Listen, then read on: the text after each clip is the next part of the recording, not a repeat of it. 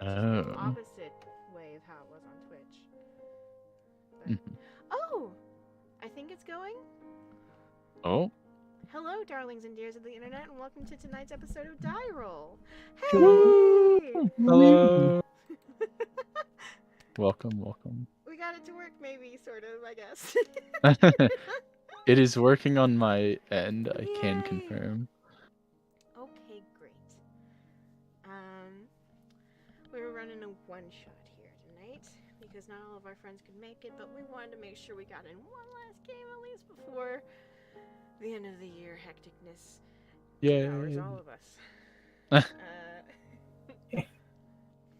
Um, and allow me briefly, if you do not mind, to set this scene. So, the winter time in Valora can be particularly harsh in the cold, uncaring mountains of Xindar, but on a day known across the land as Winter's Bane, something magnificent happens. Without an explanation, without an understanding shared amongst the common people, some people say it's the work of gods, other the work of the Fae, other just a kindness from the universe itself. But on this one day, in the depths of winter before the end of the year, the sun continues to shine for almost the whole day as it crosses the entirety of the continent. Even while there is still snow upon the ground, the air is bright and beautiful, sharp in the still cold weather. And it is on this day that we crawl upon a somewhat newer town past the edges of the capital in Greyboard, in the high mountains, a small town, mountainous area, where the festivities and the day is just beginning for Winter's Bane. We look around and follow this snow-capped mountain area, where each of the buildings seems to be, shall we say, inherited. Mm. Something old repurposed into something new. What would have once at one time appeared to be simple gray stone boxes of buildings meant to withstand the cold weather have in some places collapsed and fallen in other places been built onto, covered in fresh snow, um, and slick and icicles from nights previous. Um, a very, very small town, like somewhere between 6 and 10 buildings at the most, is filled with excitement and whispers that can almost be heard echoing throughout the barely there walkways between areas. And somewhere just outside the town, on the edges, still in the cold, frustrated by the sun disturbing his sleep, Mm. bothered by the festivities that he knows are going to occur today, is a particularly tempestuous bugbear. Uh, Ryan, would you like to describe your character for us? Yes. He's he's a bugbear, which is like a large furry bipedal kind of related to goblins and orcs. Um, he has he has green fur and yellow eyes. Um, Yes. he's got a dark red cloak that he wears. And I he love he it. is he is in a bad mood. Let me see. I get an image for you.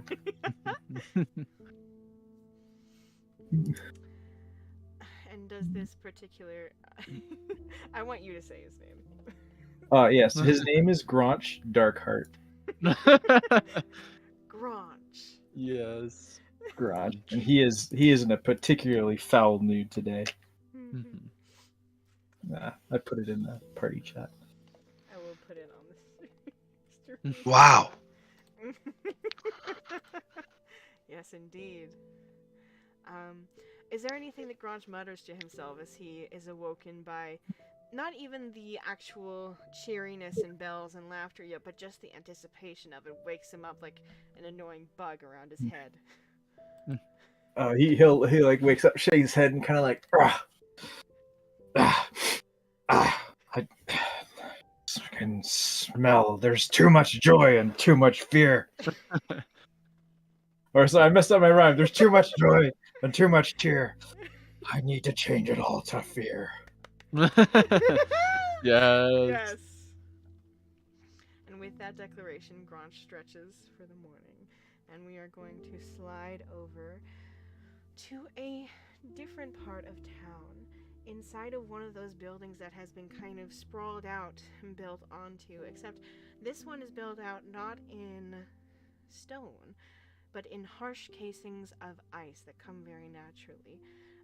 As a not young man, but not an old man, but a man made of shimmering water that hardens easily into ice in this mountainous terrain, is preparing himself for the day, as he knows that there will be many events, games, parties, and as he is one of the adults in the community, he knows that he will have to do his best to make sure that the little ones are having a good time. Dad, would you like to describe your character? Yes, just one more second. Hold on. Okay. We see the pale blue watery body turn to ice in different places as he's kind of puttering around the bottommost floor of his sort of ice encrusted apartment, question mark, fiddling with different things, getting his goods together. But if he needs a moment, we can come back to him. Okay, I think I just collected all my stuff. Okay. Then would you like to describe yourself before I pan our camera away? Okay, so I'm kind of an older guy, but I'm kind of fussy.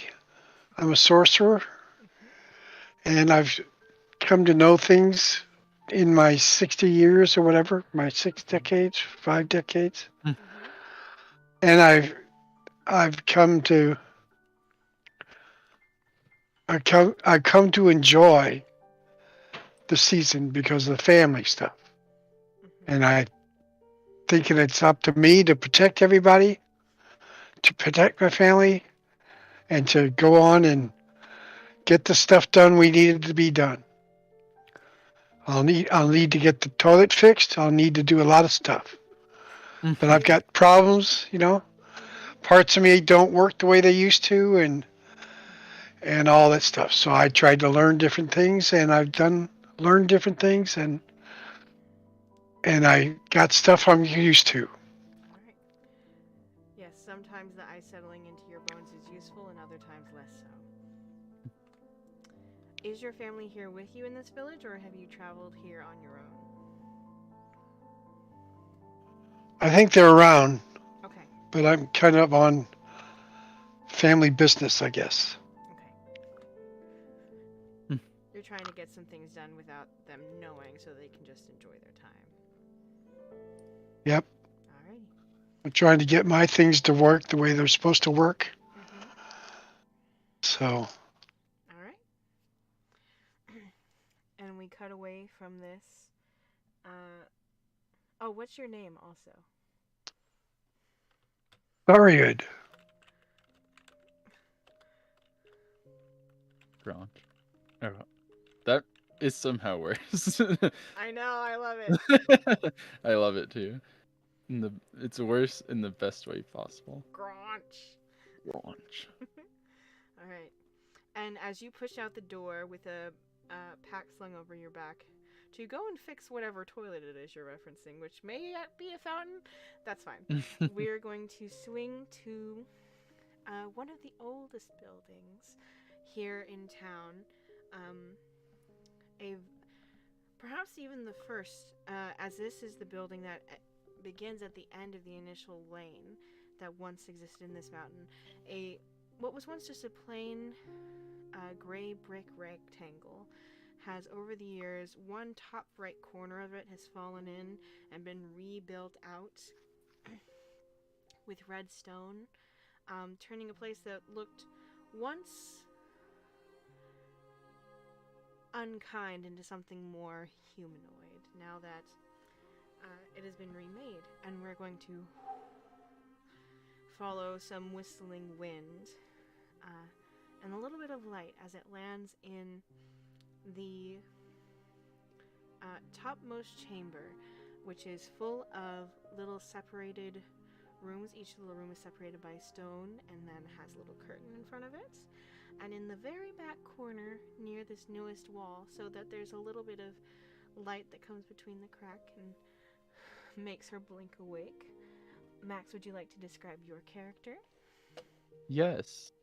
You see a very small orange feathered owlin girl wearing a little blue, like, school outfit kind of thing with a little blue hat and blue shorts and blue jacket. She is holding a long, sharpened, sewage-covered pipe in her bed with her that she clings to very lovingly. And she kind of blinks her eyes and yawns. It's Winter's Bane! My favorite day of the year! As you say that, some other kids from the other little compartments on this top level of the stone building start to wake up and go, I know, I'm so excited. Oh my gosh, get down. Mr. Solly's not going to wait for us if we're late. Go, go, go. And this portly little half-orc kid who lives like catty corner to you, you see him absolutely like out of his little area and run to what looks like a trap door in the ground at the end of the hallway. He throws it up and just goes, whoo, as he slides down a ladder. Nice.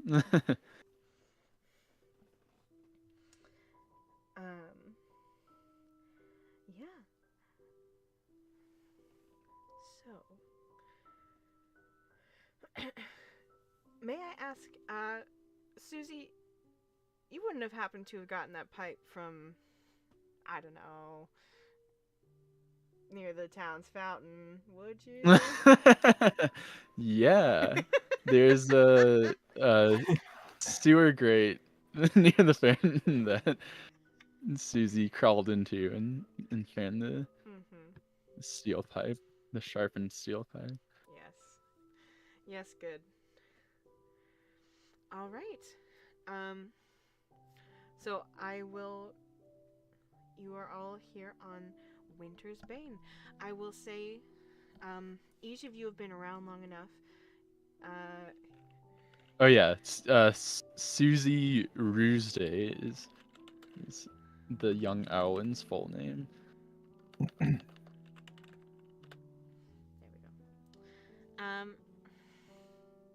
You are all familiar enough with the day to know the basic events. There is a community sort of breakfast potluck situation that goes on. Then there's an afternoon full of games, and some of the kids put on little performances, and a customary retelling of certain stories that are associated with this time. The plots of daring and monsters who became men on this day and things of that nature. So let me ask each of you, when are you trying to make your way into this little village? Or make your way into the festivities, so to speak? As soon as possible. Okay. Probably the same. Okay. And how about you, Suryad? I guess you'd already left, huh? Fazia, you are muted, my dear. Dad.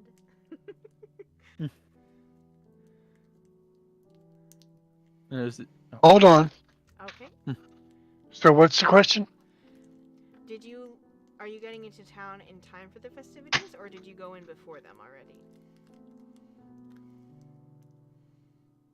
I think I went in there before them All right. because I got things that I need to take care of. Yeah. One of those things is the fact that the fountain does not appear to be burbling with the water as it ought to be. And it hasn't for... Susie, when did you turn the pipe? What? How long ago did you take the pipe, Susie? Oh, whatever works best for the story. About a week ago, the fountain stopped burbling. You thought that maybe some of the water had frozen over, but when you get there, would you like to roll a quick investigation check for me?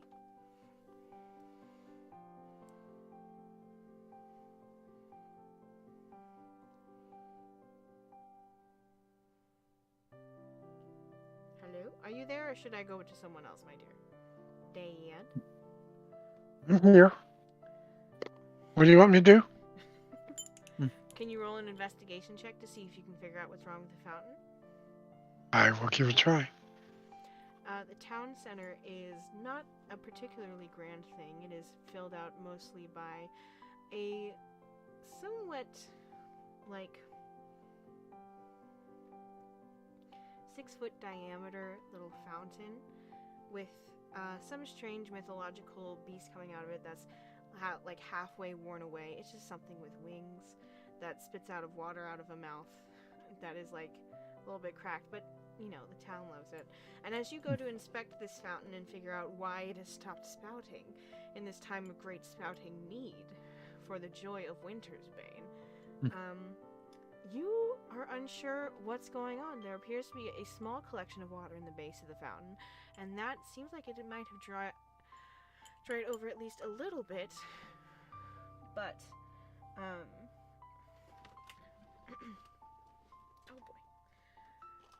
Since you have decided to look at this on your own without any of the other adults in the village so far, you're left to your own devices, just kind of pacing around, unsure as what to do. Since there is a little bit of water left in the fountain, do you have any spells or anything you would like to try to make that run, at least? I don't have anything for water, no. Even though you're a water genasi? Yeah, you know. Oh yeah, because they changed water genasi to not have shape water. They have the acid splash or something instead. Oh, weird. Yeah, it's kind of a dumb thing. I don't know why they did that. Okay, then how about you just roll something for me with, what's a weapon you're proficient in? Cloud of daggers. No. Yes, I am. I mean, Surad, not you, Dennis. Oh. Okay, well, let me look. Okay. How about, as this is happening, Ryan, or, Gronch, are you intending to approach stealthily, or are you trying to make an entrance here? He's gonna make an entrance and he's gonna just snarl at people. Okay. So I was thinking you might be sneaking up at this time, but no, you'd know to wait for when the children and everyone has descended to the plaza. Okay. Well, I Got can sneak if a it's rope, what? tinderbox, torch, water skin, Okay. and quarterstaff, hunting trap, dagger, Dagger. crossbow bolts, Hold on. crossbow light. You do have shape water. Oh. It's right here on your spell page, my man. Hold on. That's okay. Here, I'll send you a screenshot of where it is. Do you see it? It's under cantrips.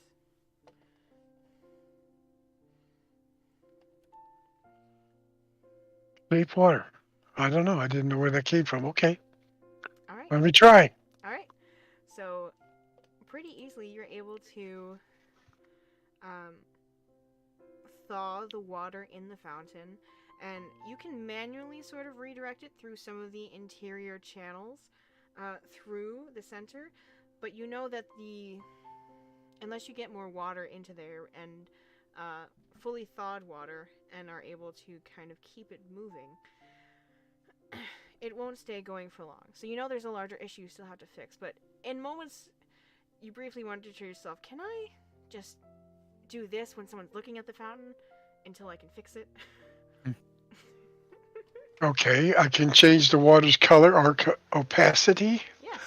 So I can make it blue, or I can make it pink, or I can make it red, Yeah. or yellow. Okay, I'll do that. All right. I'll just try to make it move through the fountain like it's supposed to. Easily enough done. You are familiar enough with this fountain because you've been here for a little while that you know exactly how to get it in and through. The area. And Oh no. It's okay. I'm just bumping all sorts of things as always. And the fountain, for a brief moment, is beautiful and wondrous with the bright sunlight from up ahead. The still patches of white snow on the ground reflecting, making it even brighter, even without you having to change the color. It's beautiful. A memory of how life has continued and will continue after this deep freeze is over. And it's as you are contemplating this that rushing into the square, a gaggle of children from the transformed orphanage comes running into the square, along with some more beleaguered, not fully beleaguered, but jokingly already exhausted adults come lugging tables and chairs, and some people come bearing big pots of food to prepare for the annual community breakfast. As you now stand there thinking, how long am I gonna have to... You'll figure it out.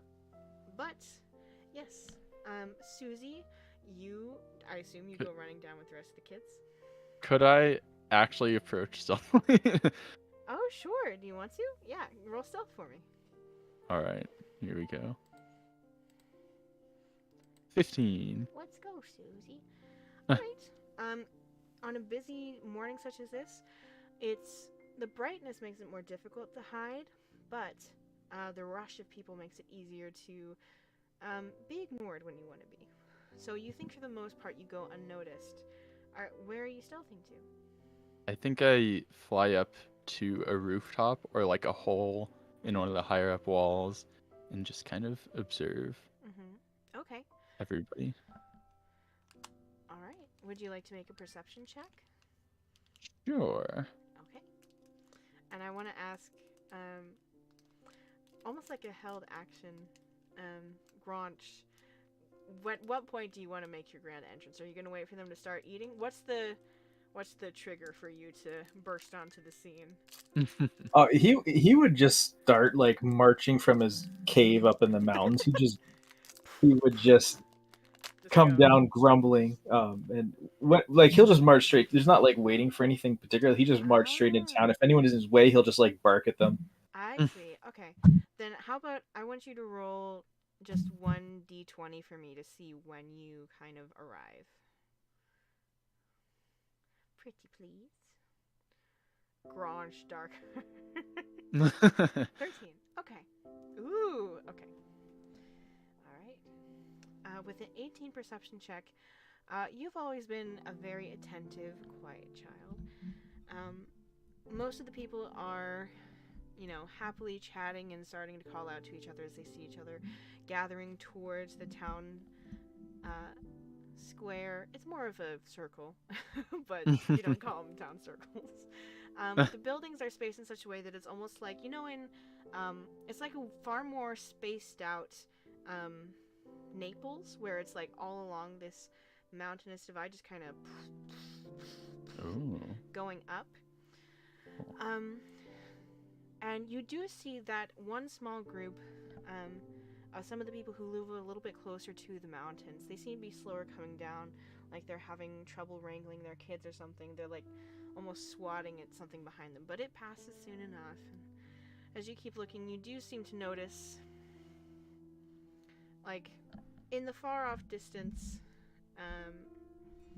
almost like a weird green smudge that disappears back into the white pretty quickly. And you go, huh?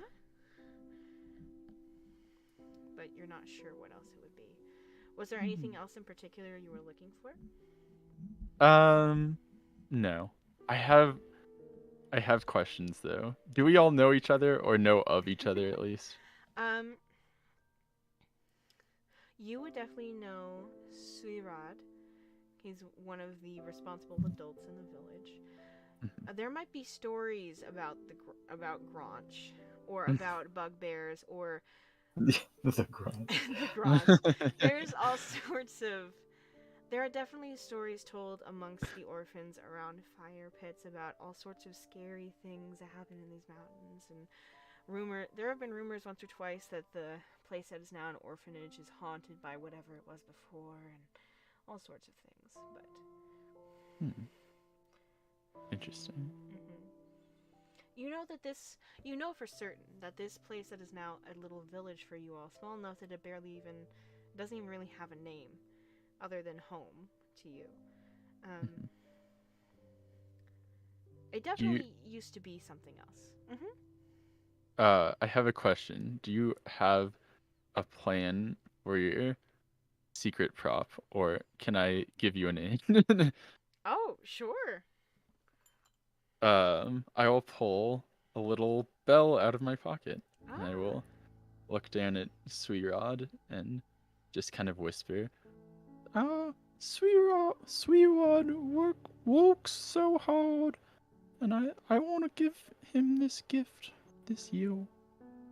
He deserves it. I look down at the bell and I look up at Sweerod.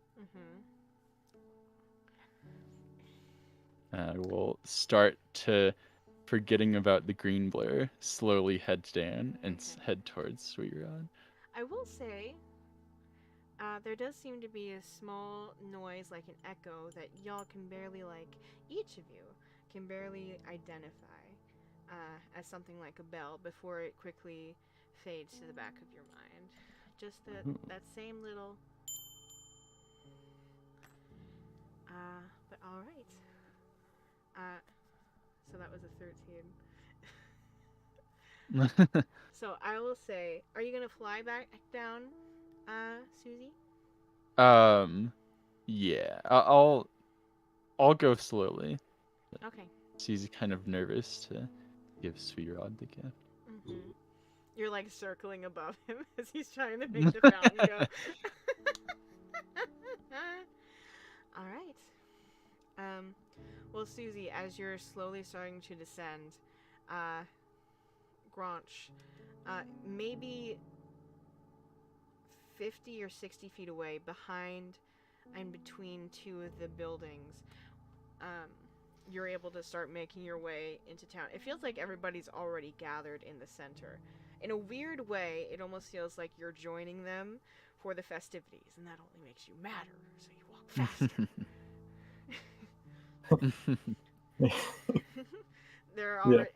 There's already children laughing.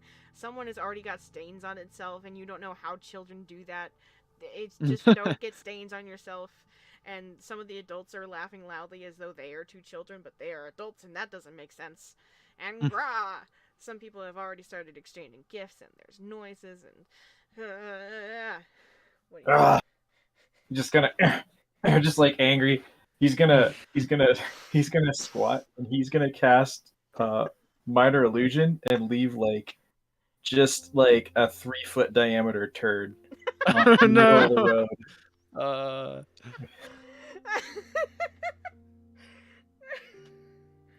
Okay. What is your passive perception, Granch? Granch's passive is 12. 12. Okay, I'm going to roll something very quick. If I could Hit the buttons correctly once. That would be just great. Okay. Susie, I'm going to steal your history check. Okay. As if, from a small audience somewhere behind you, Grange, you hear a little.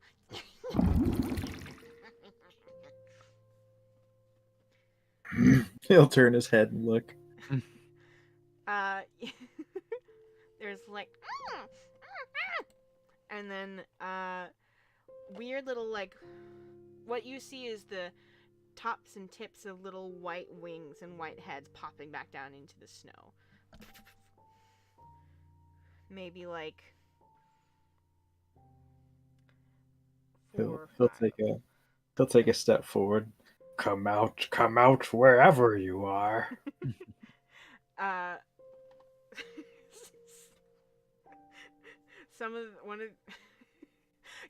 Can Sarid, can you roll a perception for me? I'm trying to see if you notice this bugbear talking to no one at the edge of town, or at the edge of the square, circle square, the rhombus. The rhombus. Yes. Aaron Rhombus. City rhombus. Why is it called a city square if it's not always a square? Okay. Was that the one you just rolled? 12? I think you for sure. How tall is your bugbear? 6'6". Yeah, Oh I my think gosh. you definitely see him, but I don't think you hear him. So it's up to you how do you interact with this. But make an intimidation check, Grange. Intimidation. I click on the number, right? Yes. Yeah. 8. You hear that again, but this time not leaving the snow. And what you do notice is that there's like little lines that are appearing in the snow as though something is underneath the snow and moving away from you. He'll try to step on it. Make More as a grapple attempt than a Okay. damage roll. All right, let's roll for it. So I've got a +1, and you've got a probably plus a lot because you're a very big bugbear. All right, I'm going to steal your history again, Susie. Okay. Let's see. Oh, a 20. Ah, the thing is too small. It slips out from between your bugberry toes and goes, ah! And then flies away. I will say, on instinct, it wanted to get where it could be above you, and so it is going to. Where is it? You may think that's funny, but you'll die running. Oh my god. I will say, before you see what appears to be almost like a small. It's hard to describe. A small, like icy, half bird, half gargoyle-like creature, but very small. You see one of these guys. Oh. And only it has started to try and get up and away from you, flying off of wings that do not seem as though they're really made to properly fly. Do you want to roll initiative, or are you going to let it Yes. go? All right, then it is going to roll initiative, along with all of its buddies. How are you two reacting down in the town square? We see all this happening? You see the back of the bug. You know what? You probably would see it because you were being quiet and paying attention. You see the whole thing. Cyrud, you see the bugbear, and then you see this little white thing fly up above its head. I'll roll initiative. Right. But did we hear what you yelled at him? You didn't, but Susie did. Okay. But you can definitely see, Sarid, that some of the other adults at the tables are starting to, like, be concerned. None are really openly hostile, because it doesn't sound like many of them heard what was going on either. Some of the kids are curious. That same grubby little, like, half-orc kid is starting to, like, scooch off of his chair. You see Oh, excuse me. Pardon me. So, I'm going to roll for... Did you already roll for initiative, my friend? I did, yes. Okay. I got a 14. Okay. I also didn't. I got a 17. Alright, so let me... I got 2. Alright, I'm about to roll 4 plus 1s. 1, 2. Oh, come on. 3. Oh, jeez. Okay. Okay. Oh my gosh. So, unfortunately, so 20. Well, let's see. And then we have. This is a weird somber song. No, stop this.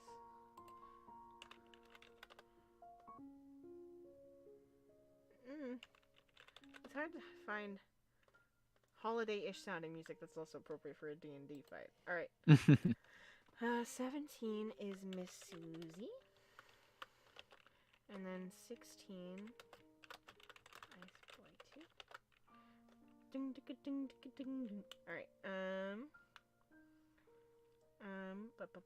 and then it was 13. Ice Boy 3. Ice Boy 4. And then it makes sense that here. 14. Ranch. This is a good bad name to say. Grunch.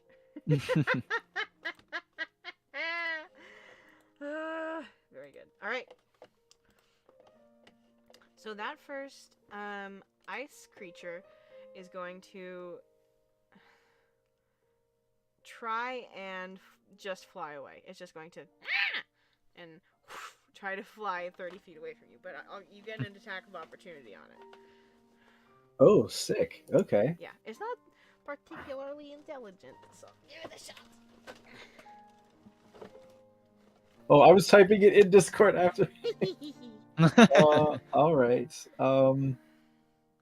We play both too much and not enough D&D. I will take a swing with my short sword. All right. So yes, this bugbear appears at the edge of town and then pulls out a short sword and hacks at something that could be snow. Very good, very good. Very good. You think you can laugh, but I'll cut you in half. Yes, Ryan.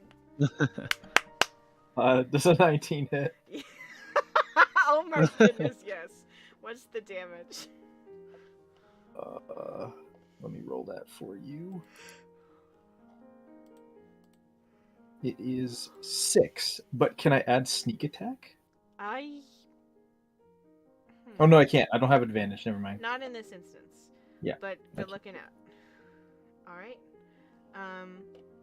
However, it is still flying. It's still going to away from you. Although it doesn't quite sound like that. It sounds more like tiny wings, tiny icy wings. All right. So that's the end of the first ice bad boy's turn. Susie, it's your turn. You're floating maybe 15 feet above the action. What would you like to do? Can I fly? Can I reach the one that Grunch attacked? Oh, with my flying movement? You want to try to intercept her? Or yes. him? The little ice monster? Sure. Why don't you just roll a... What is your flying movement? 30 feet. 30 feet. You know what? Yeah, because I was flying partially up. I'm going to say yes. So you're just kind of coasting around. And then what do you do once you're within range of it? You both meet each other about 15 feet up your air path. Can I flank it? Not like mechanically flank it, but basically fly in unseen. Oh, you can try. It'll be harder since at least by the imp. Okay, it can be harder because you're actively moving towards it, but give it a shot. Roll some stealth for me. Alrighty. 19. 19! I'm gonna say yeah. I'm gonna say what you do is you like fly along kind of the side of the area that Grunch came down and found these creatures. Was like between the two buildings like I described, so you coast close to the edge of one of them, and then as it's glancing back over its shoulder at Grunch, you kind of fly up to its other side. What would you like to do? Attack with my rusty sewage pipe. Yes, go for it. All right. Gronch, you see an No. orange feathered owlin swoop in and come at this thing from the other side. Did you say a rusty sewage pipe? Yes. Ranch approves of this weapon. And I will say, I think, sorry, for this is the thing that gets you into the thing, because now you see past the tall bugbear, past the thing flying, you see Susie, and you see, what's that in her hand? Susie! And that is what starts you towards the fight. That's why you got 2 on the initiative. Alright, 8 does not hit, unfortunately. Is that... Am I flanking mechanically or only... Unfortunately, because it started to fly up and Gronch is still on the ground, it is not mechanically flaking. I'm sorry. Okay. That's... I do have a 10-foot reach if it helps. I don't know if it does, but just if it matters. It flew 30 feet up though, right? So that'd be out of range for me anyway. Well, it got 15 feet up before she intercepted it. Okay. In this second, would Gronch make a snap judgment to jump and aid this child, or does he hate laughing children to such an extent that he would not, even though he approves of her rusty pipe? Character choice, tell me. See, normally, if it was just a happy child, then no. But that rusty pipe, a little bit of respect there. So, do you jump up and give aid? He'll jump and aid, yeah. I'll say this will give you this is fine. So you jump, and in a moment of camaraderie, like meet eyes, Susie, and then roll with advantage, Susie. Yes. 24. Yeah, definitely. It's going to roll with some rusty pipe damage. And do I get sneak attack? You do, since it was at advantage. Nice. Not so different, you and I. Alright, so that's boop, boop, boop, boop, boop. And then how much did Gronch do? So that's 14 plus boop, boop, boop, boop. 6. Oh, so close. This thing does not look happy. One of its wings is almost all the way off. It just, like, you smack it and it cracks like ice, like, and almost, like, doesn't fall off of it all the way, but is hanging limply. And it's got, like, one of its eyes is just completely blued over. And only the other one can see it. But it's still struggling. It's hanging on just barely. I'll bonus action. What are my bonus action things? Where's that? Hide, disengage, dash. I guess I'll hide. I probably can't really hide. Do I have any more movement? You have 15 feet of movement left. You could hide, but it would be you ducking into one of the adjacent buildings. I'll disengage and then I will fly back higher into the sky. Okay. You got it. Alright, that's the end of your turn. Alright, Gronch, you land back on the ground, and then immediately another one of these things pops out of the snow and goes, nah, nah, nah, nah, nah. It's gonna try to woo! I know what it's gonna do. It's going to... Will it?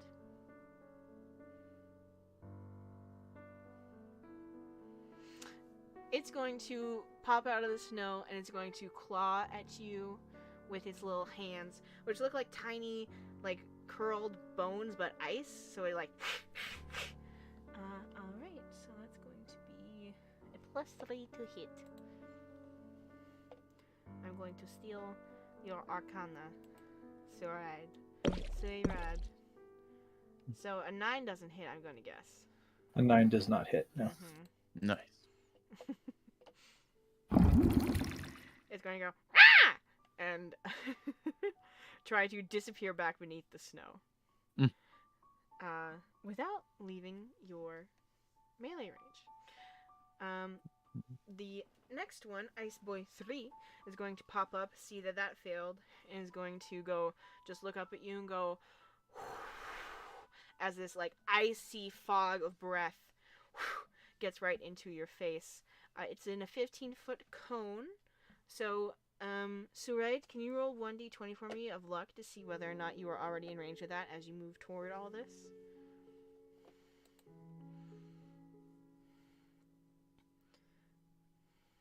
That was me? Yes, please. Just a plain d20. It's not attack. I'm rolling to see whether or not you're in range for its attack that could hit more than one person. Okay. Yeah. Just roll 1d20 for me, please.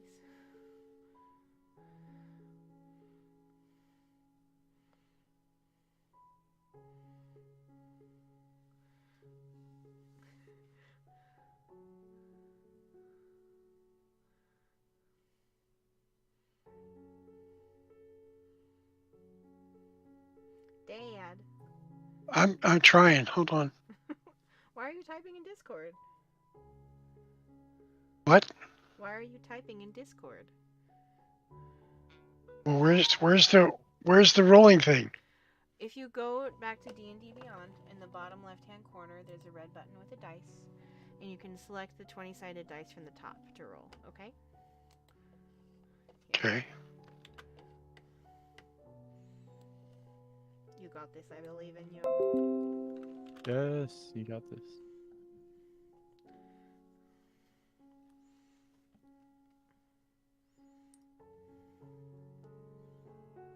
Can't move. I can't move around in the screen. Pardon me? Would you like me to roll it for you, or do you want to keep looking?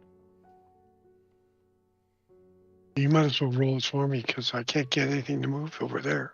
Alright. Maybe your screen froze up. Let's roll. That's a 7. I am afraid you are in range, my friend. Alright. So I need Gronch and Fluoride to roll me Dexterity saving throw, DC 10.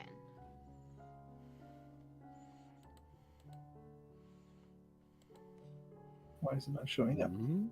You got it. You got a 12. Okay.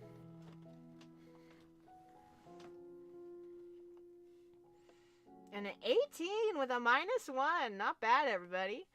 Nice. All right, so you're going to take half as much as you would have on this. It's only 2d4, but we'll see what it is. Nevertheless. Because you guys aren't complete, babies. You're just mostly babies. So you both take 3 points of cold damage. Alright. Alright. That's the end of the Ice Boys goes. One is still popped up out of the ground. One is now 30 feet. Well, no. Got intercepted. One is 15 feet above you. One is below the snow. One is visible. And you and somebody behind you just got bloated with ice. What do you would like to do? Who? You, Gronch. Gronch. Gronch? Okay. Gronch is my turn. Okay. Is there one of them in range who hasn't gone yet? Of the ice thing? Yeah, the Ice Boys. Yes, there is. Yes, there is one more that hasn't gone. And could I run to him? Yes. Or is he within range? He is within range. These are all small enough dudes. They're like arranged in a grid in front of you. Okay, all right. I would like to run up to him, and I would like to use my bonus action to steady aim. Ooh, okay. Oh. And then I would like to cast Green Flame Blade on my short sword and make an attack. Go for it. Okay, so this is a lot to do. Okay, so first we'll make the attack at should I just roll it twice? Is that how we would do advantage? Yes. Okay. Roll that again. Oh boy. Does a 13 will hit. 13 hit? 13 will hit. Oh, thank Nice. goodness. Okay, so I'm gonna take the normal weapon attack damage. So there's that. Then I have to do another 2d6 from the bugbear thing, Ooh. Jeez. and then green flame blade does a d8. That's a d10. Where's my d8? Of fire damage, which I think matters, but it's not a lot. And then also sneak attack because I have advantage. I just need to figure out what Jeez. my sneak attack die are. I don't understand. Does anyone know how sneak attack works? Oh, there it is. 2d6. Okay, so it's another 2d6. So I don't know how much damage that is because it goes away when I click it. Is there a way to see the history? Yeah, if you hit the little, you should be able to. Well, the game log. Yeah. Okay, so it's gonna be 6 plus 4 is 10. If they're vulnerable to fire damage, They it's a are. 2. Otherwise, they are. Okay, so it's 12. Mm-hmm. Plus 7 is going to be 19 points of piercing And fire. and then just 2 the 2 of those being fire. Very good. This one looks similarly almost on the brink of destruction, but unlike the other one with its shattered wing, this one looks as if it started melting from the top down. Now looking like an almost like Also I forgot one thing. Are there any within 5 feet of it? yeah. The other ones, the only ones that isn't is the one that's flying. Okay, then whichever one is I don't think there's any that are hurt that are within 5 feet of it, huh? It's only that one. Yes. Okay, then it's just 2 points of fire damage go to the nearest one that you can choose. Okay. I'll go to the one above the ice. That makes more sense. All right. Noted. That would be Ice Boy 2. Okay. Similarly, this one looks almost done. The half-melted face is almost reminiscent of the fountain in the center of the town rhombus. Is that the end of your turn? That is the end of my turn. Yes. All right. Ice Boy 4 is going to fly up and try to claw at your face once because it realizes that it can't quite get away. So it's just trying to do you some ow before it disappears from this mortal coil. All right. I'm going to steal someone's +3. Pardonnez-moi.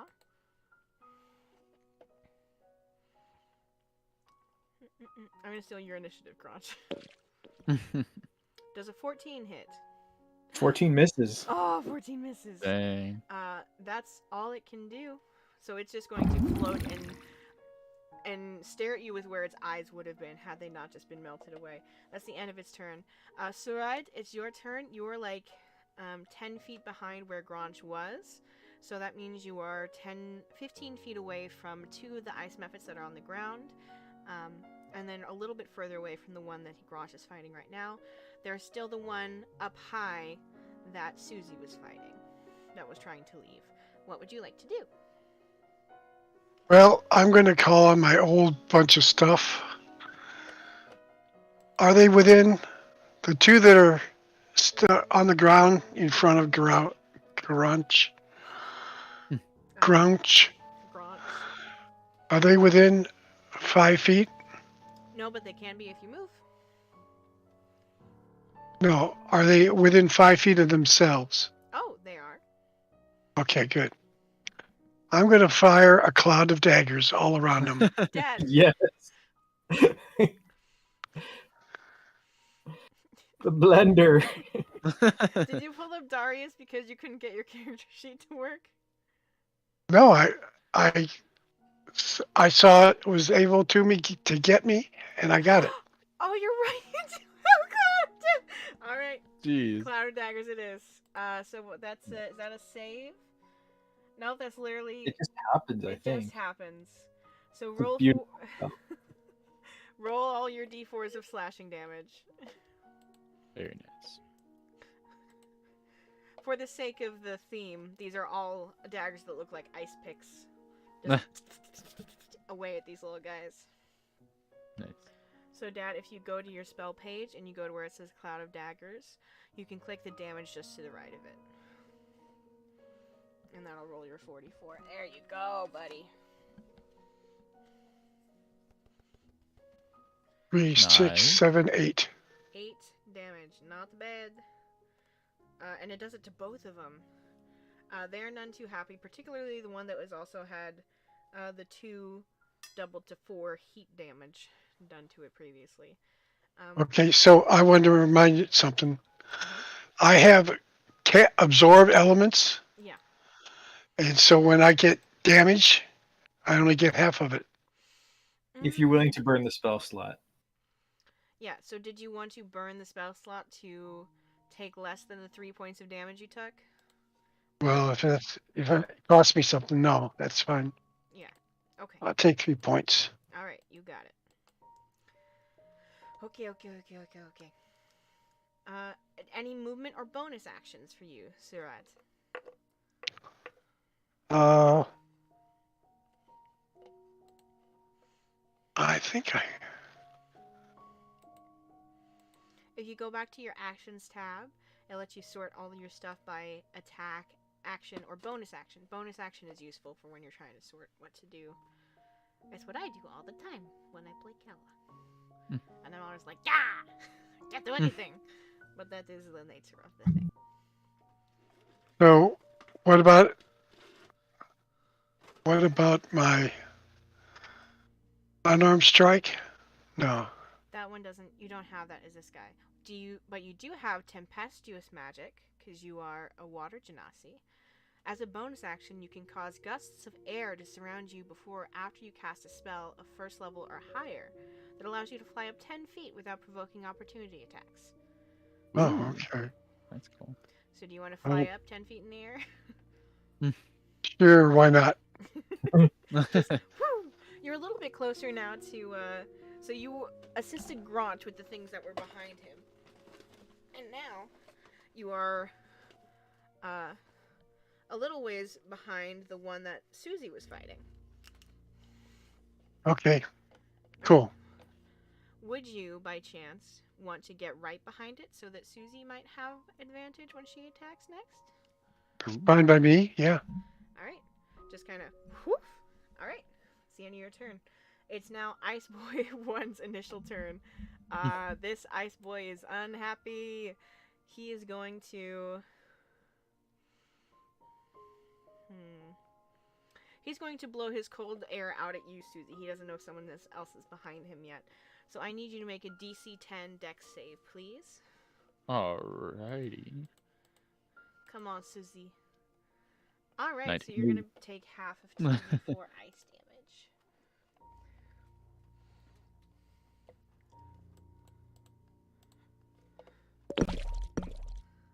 So that's 2 whole cold damage you take, Susie. Nice. You do appear to be a little bit hardier than the last orphan I've come across. I'm kidding. 2 soon. No, I'm just kidding. Alright, that's the end of... Oh boy. It really can't do nothing, huh? Well, hold on. No. If you disengage from it... Question. Does that mean that if it moves away, you also can't get an attack of opportunity? Or is that like a one-way street? I think it's like essentially like if they're already in melee, then I don't think an old disengage from the past will affect the other characters leaving.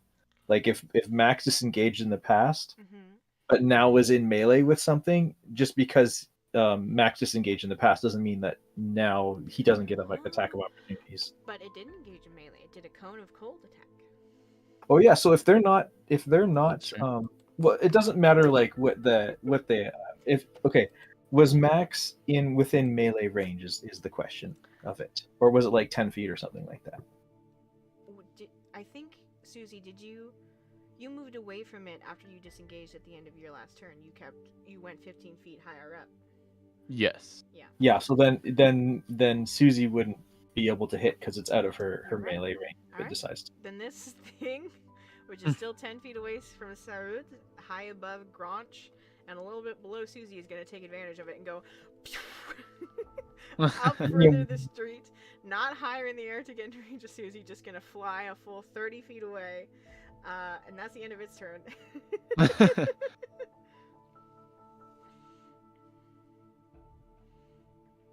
That's Susie, my it's your turn. turn. What would you like to do? All right. I feel like Susie has achieved her goal. She's not necessarily trying to outright kill them. If they're running away, will claim the victory. So I'll go down and help with. Is there a way I can attack any of the ones in the Cloud of Daggers without also being in the Cloud of Daggers? Unfortunately, probably not, but there is one right in front of Granch that would be a little bit closer to you anyway and looks pretty bad. Okay.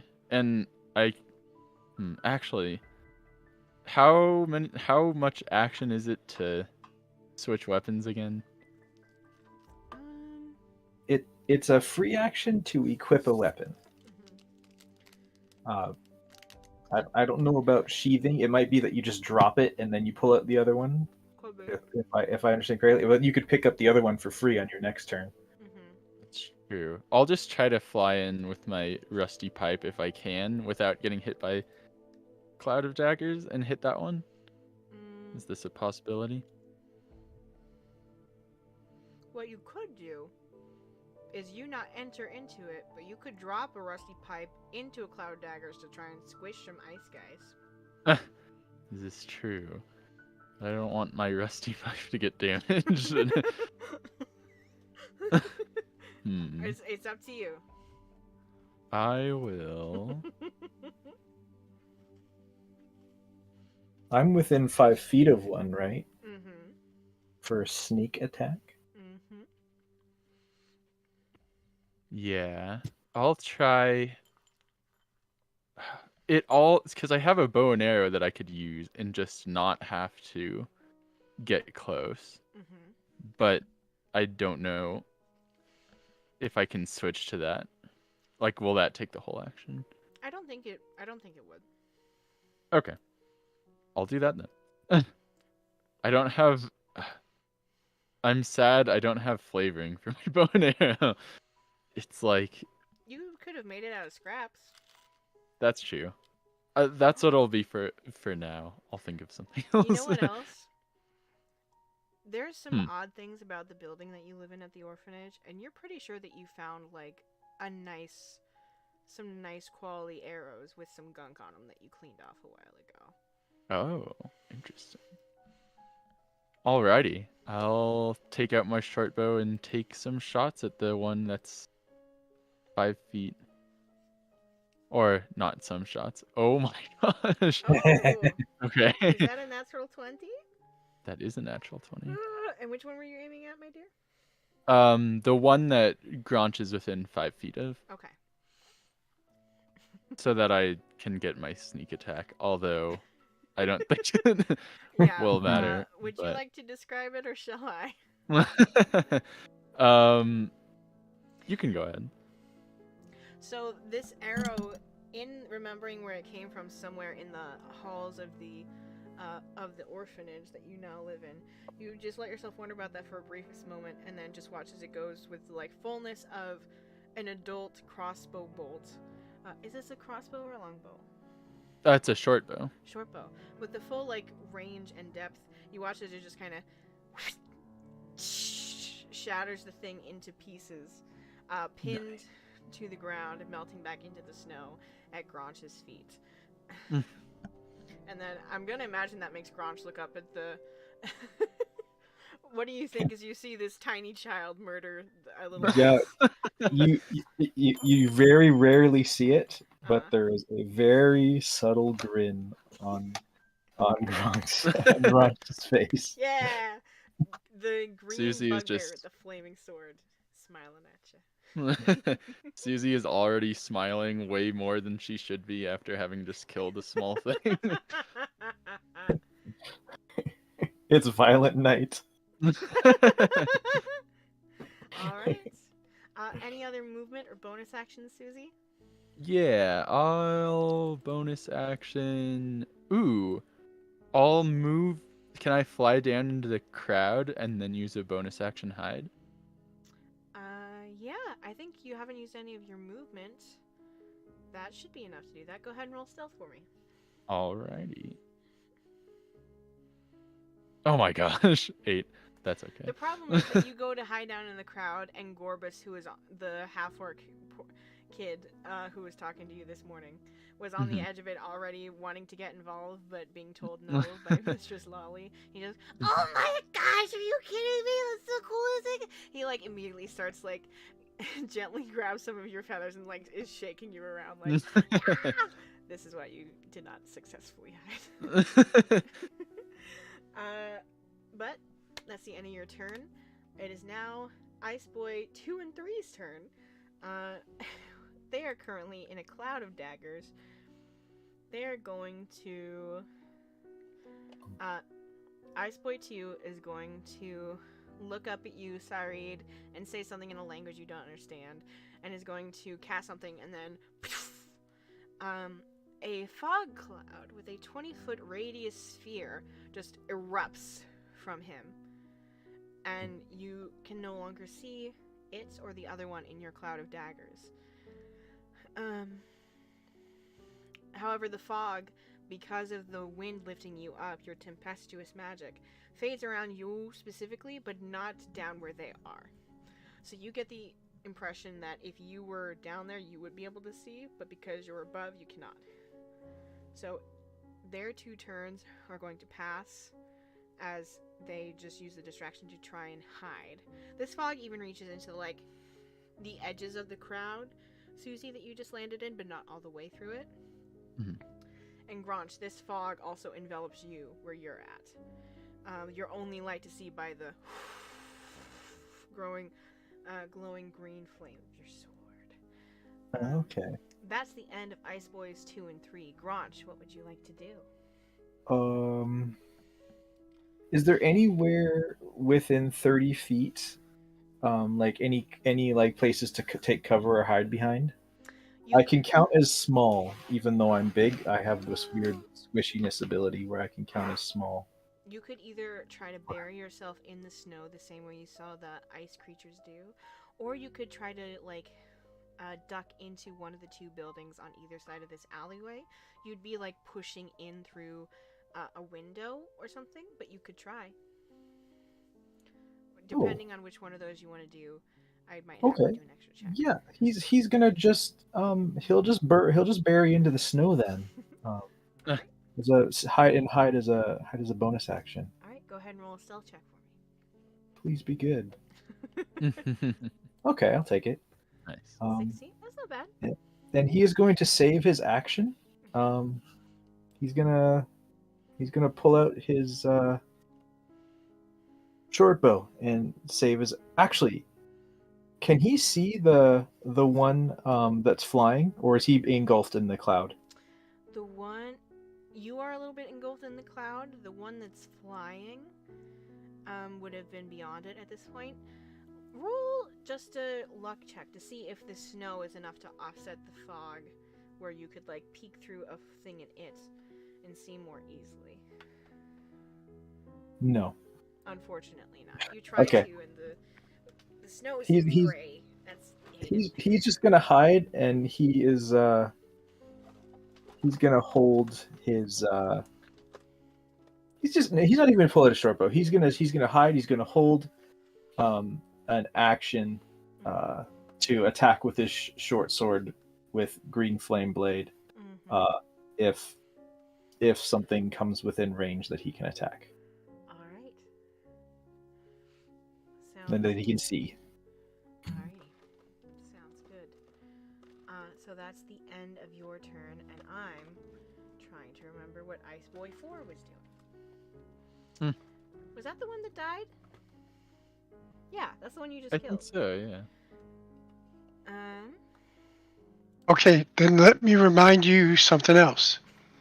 Ice Boys 2 and 3 were in a cloud of daggers. And when it was their turn, they got more damage. Do you want to roll that for me as they were trying to... They cast Fog Cloud and tried to run away. Roll your 44.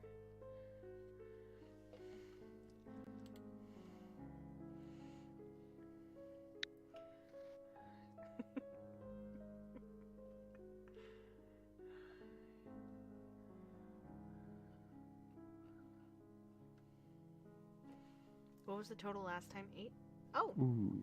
An 8 again. Very this time. good. 4, 5, 6, and I can't read the other one.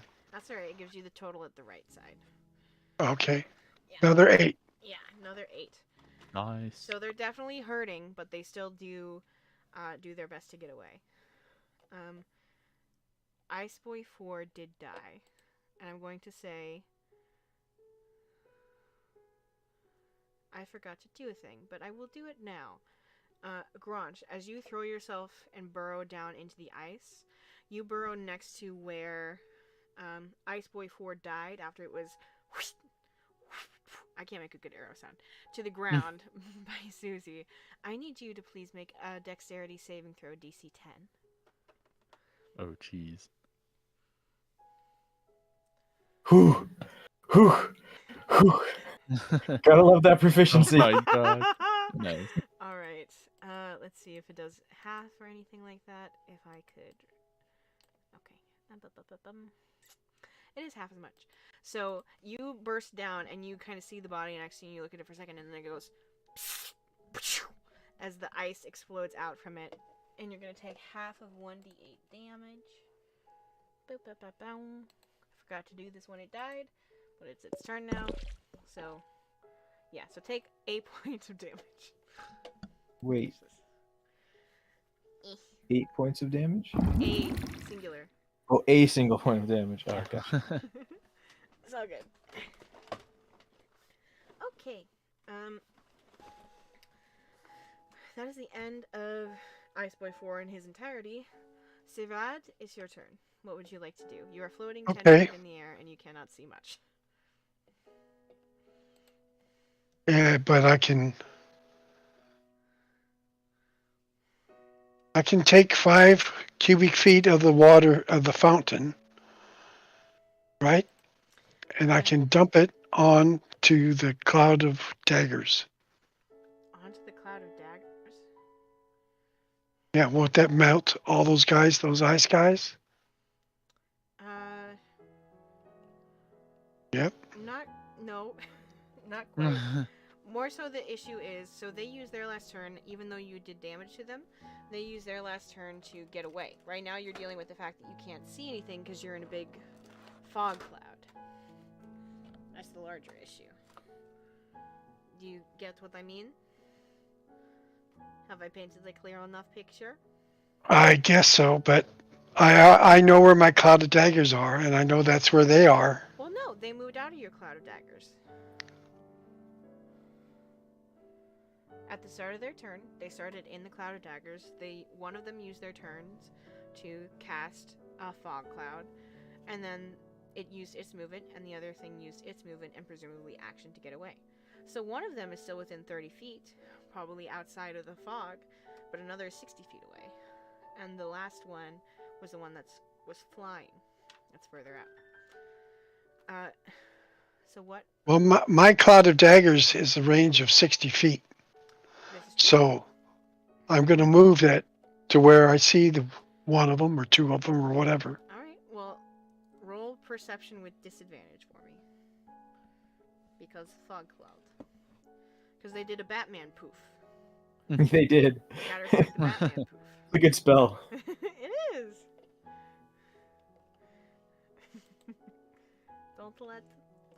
Okay. So that's a 5. So you can move it to where you think they might be, but there's a chance it would hit someone or something else. Would you like to try something else, or what would you like to do? What about where the one that's flying up by... Who's it flying up by? It was flying up past where Susie was last turn. It was flying basically kind of at a steady incline up the alleyway, where it started to go back up the mountain. That would be beyond the fog cloud. and it would be just about 60 feet away. Roll another perception check for me for that one, because I think that's a fair ask. Go ahead and roll it. Get above a 12.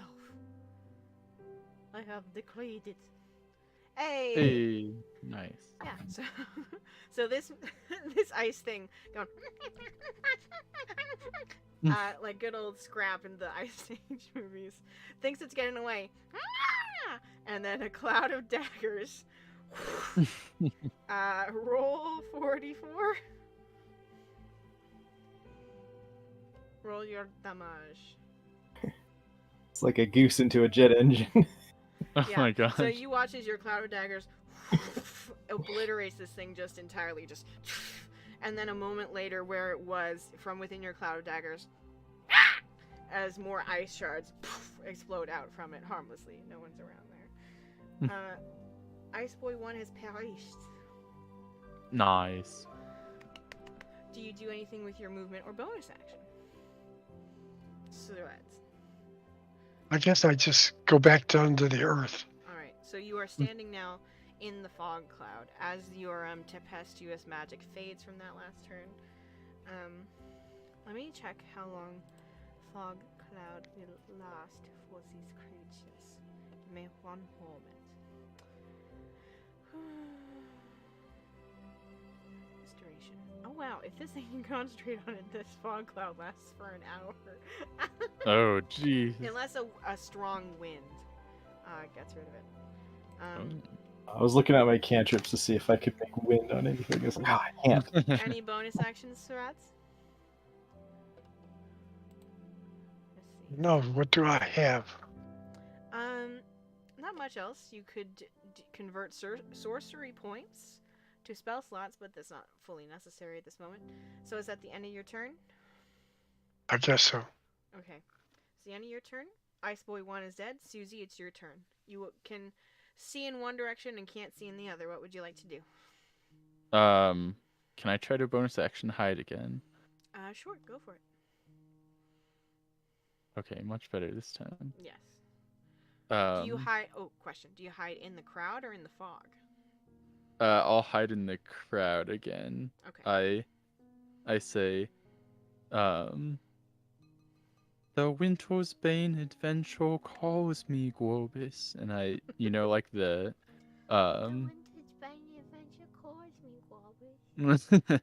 the Bart Simpson meme of him, like, going into the bush. I just do that into the crowd. I That's just very kind of, good. like, fall Very, back very and just good. and then I'll try to perceive one of these little ice methods. Alright. It's going to be a disadvantage since it's still in the fog, but go for it. Alright. Come on, high rolls! 7. Dang, the other one is so high. Unfortunately, you get the distinct sense that these things, if something does not take a bit more direct action to disperse the fog cloud, is going to get away. Oh, I just realized something. I will... Can I take out... I don't know if that would help. I have a hooded lantern. Would that help?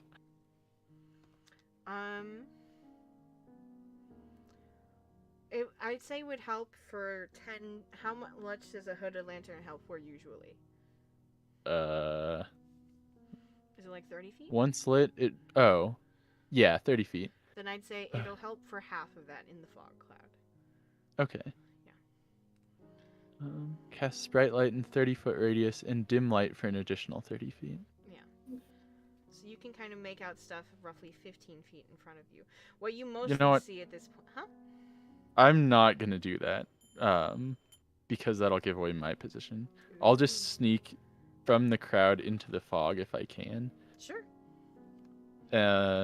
You're like can I just make a random stab with my rusty pole? Sure, that's fair. Roll a luck roll before anything else, and then roll the hit. Okay. Use the luck roll. Luck check. Oh no. Roll to hit. If oops. I'm doing this to me.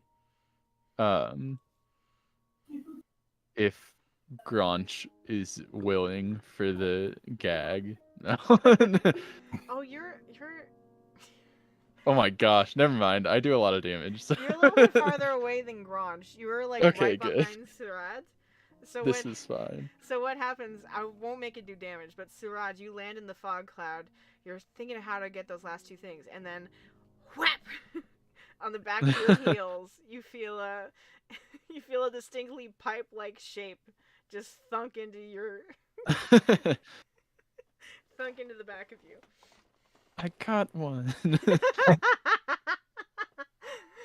All right, Susie, is that the end of your turn? Yes. Well, wait a minute. Since he's so close to me, I'm going to give him relief, or what is it? I don't know. What is it? Assistance? That is usually helpful. However, right now, usually what that is you have to have an enemy pinned between the two of you. And right now, there's no enemy between the two of you. You just got hit in the back of the feet by a small child with a pipe. However, it is the end of Susie's turn. It is Ice Boy 2 and subsequently 3's turn. I'm going to roll a luck check for them to see if they have enough brain power to maintain concentration on their fog. Let's see. Oof. They are lucky boys today. It's okay. I can use this fog. Ooh. I realize we're rogues. We can hide. When we're obscured. It is Ice Boy 2 and 3's turn, and without you being able to notice anything. Gronch, what would you like to do? So if I understand this correctly, because I'm stealthed, I have advantage on attacks, which means I cancel out the disadvantage. Oh, you would. And I have a 10-foot reach, so I have pretty good range. I would like to attack whichever one is closest to one of my allies. Okay. If I can reach it. I will say roll a quick luck check for me. All right.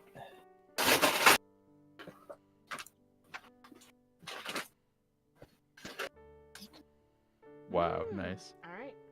Go ahead and roll to attack. All right. Let's green flame blade it too. Why not? Here we go. I gotta roll the attack. Okay, so it's the attack first with the short sword. Oh, that's the damage. The derp. So the damage will be 5. Okay. I'm assuming a 24 hits. Oh my god. Hit. All right, and so the damage is, the damage was 5, right? From that, and then you get your fire and your sneak. Yeah, plus the fire. Please roll high on the fire. And these are the ones that have already had 16 done to them each by some clouds of ice picks. Sweet. Okay, so that's going to be 8 damage of fire, or 4 doubled to 8, and then sneak attack as well. Nice. That's going to be another 3 damage on top of that. So let me go to the log here, and it is 5 plus 4 is 9, plus 3 is 12. 12 damage total. Oh, but the fire damage doubles to 8, so add another 4 to that, so 16 total. You know what? That's enough damage on both of them that I'm just gonna say. Would you like to describe it, or would you like for me to? Oh, yeah, sure. I'll describe it. Sure. For the sake of it, I will give you it. That's a high enough hit, and that's enough damage. You got both of them. Nice. Oh, okay. Because the green flame blade will move to the other. It'll do 2 damage to the other one if it's within 5 feet. Yeah. Okay. Okay. Then yeah, he'll. No one can see this because there's a fog cloud. But when the he just sort of like yells, You wanted to fly, but instead you die. And there's a splash of green, and then the fog fades, and then he's gonna use his movement to freaking run. Oh, okay. Bonus action run. All right. To try and get out of the way before the deck save. Yeah. Uh, Zoom. well, it Oh, is two of jeez. them in the same. I'll say deck save with advantage, but you still have to do the two of them, so that's 4 deck. Please, one deck save per each, but you have advantage on both of them. Go for it. Okay. So here's the first one. Are we in I'm range? gonna take advantage on You are not that. because you're behind sides, but sides.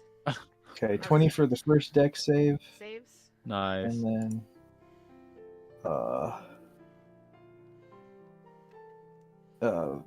15 for the second deck save. Both save, so you'll take half damage. Sides, can you take? Can you roll 2 dexterity saving throws, please?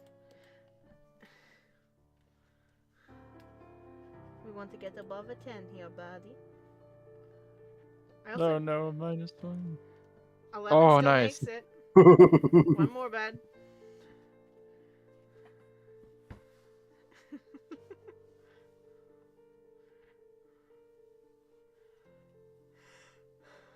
A 10. 10 Oh. just makes it. Yay. All right. Nice. So what? Yay! So what happens is, green flame blade, the two of them into the ground, and then the instant that happens, the fog cloud dissipates. Sarid and Susie peeking around his leg, you see this bugbear swooshing two ice things into the ground, who like glances at you for 1 second, and then starts running the opposite direction, and then and y'all are going to take, so that is 2d8 halved of ice shard damage. So that's 5 points of ice damage halved. Or Ooh. that 5 points is the halved. So I'll do that for you, Dad. The only one who didn't get hit at all is Susie. Smart little girl. Alright. And that is the end of... Oh, yeah. That's what I was supposed to get too. No. You got 5 points of ice damage. It was 10 points halved. Because you succeeded on your dexterity saves. So you, like, flinched back in time for it not to get you all the way. Okay, but don't forget I absorbed the elements. I only get 2 of that. Okay. Half of that. So you want to use the spell slot? Okay. Let me double check what this is. Boo, boo, boo, boo, boo. I mean, I start with 17 hit points. Yes, I understand. Roll 1d6 to see how much you deflect of that.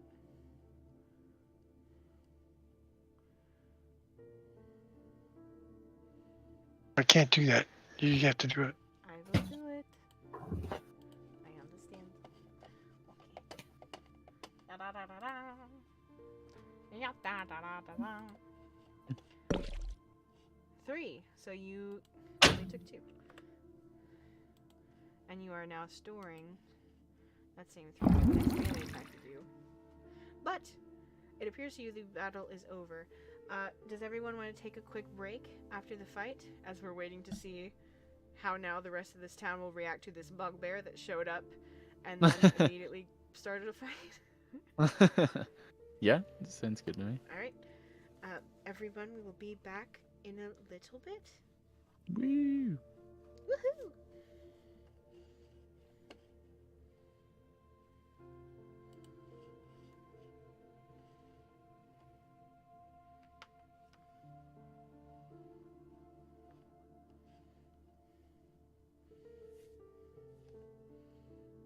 All right, I'll be right back as well.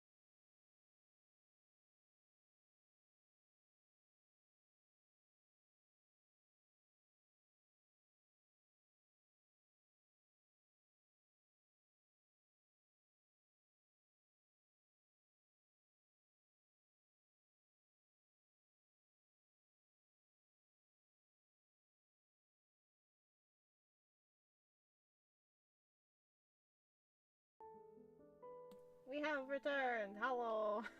Woo! Hello. Greetings. I should have a better "we've returned from break" message because we've been doing this since 2018. Hello, darlings and dears of the internet, and welcome back. I I don't... guess so. I guess that could work. Or I feel like that's too, like, Structured. yeah. Or, I don't know.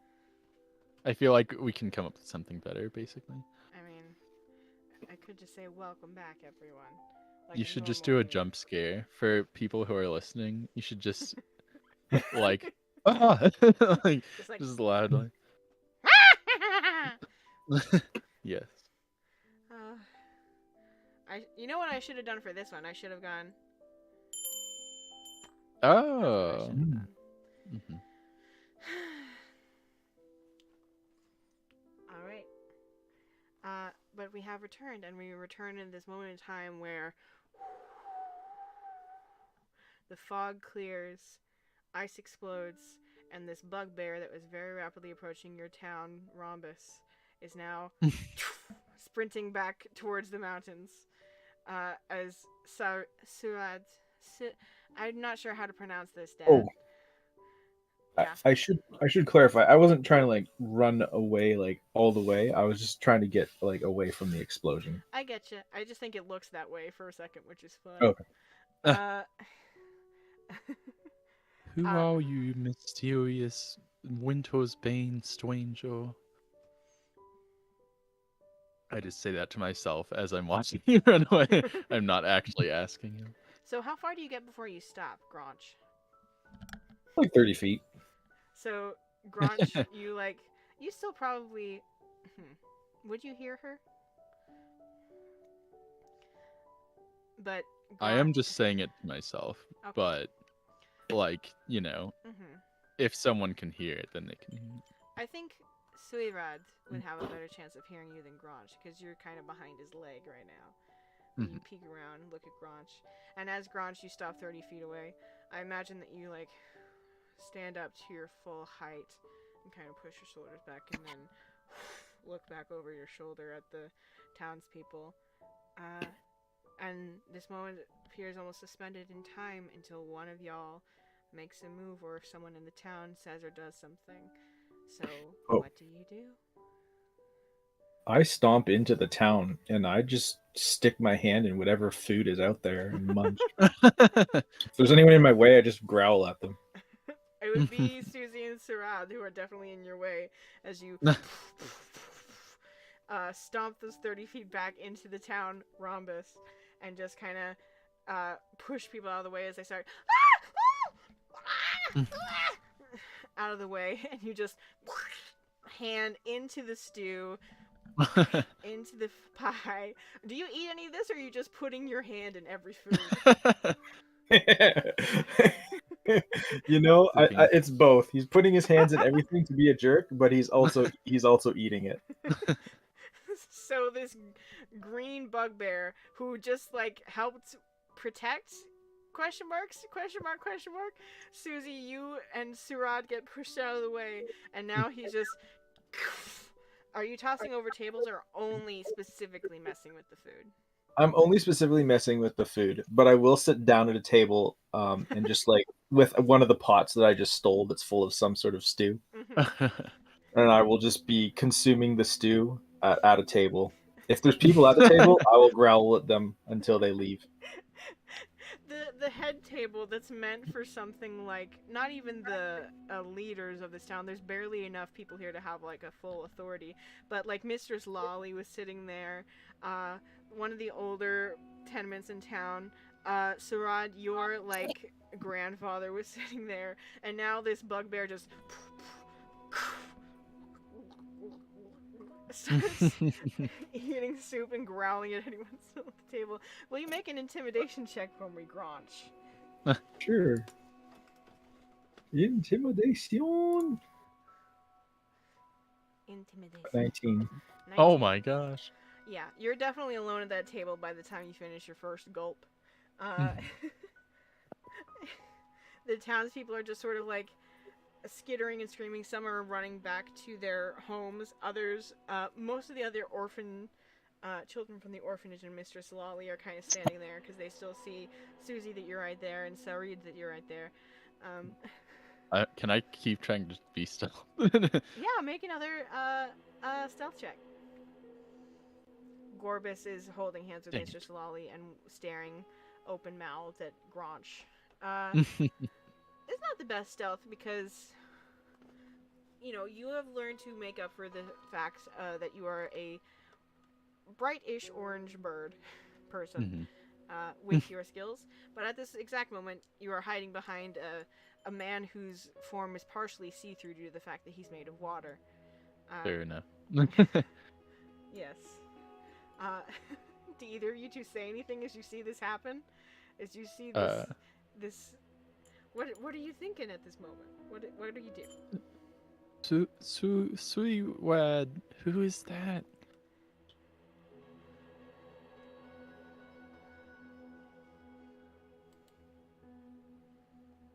Who am I? No, who's that big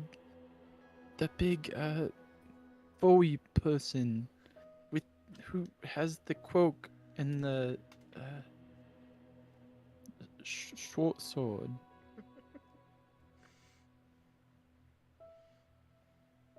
I point to Crunch. Oh. I am That's old Grant's blood chick. Quanch. He'll burp and he'll also cast thaumaturgy as he does, so that it like resonates and like shakes the tables. Gorbis goes.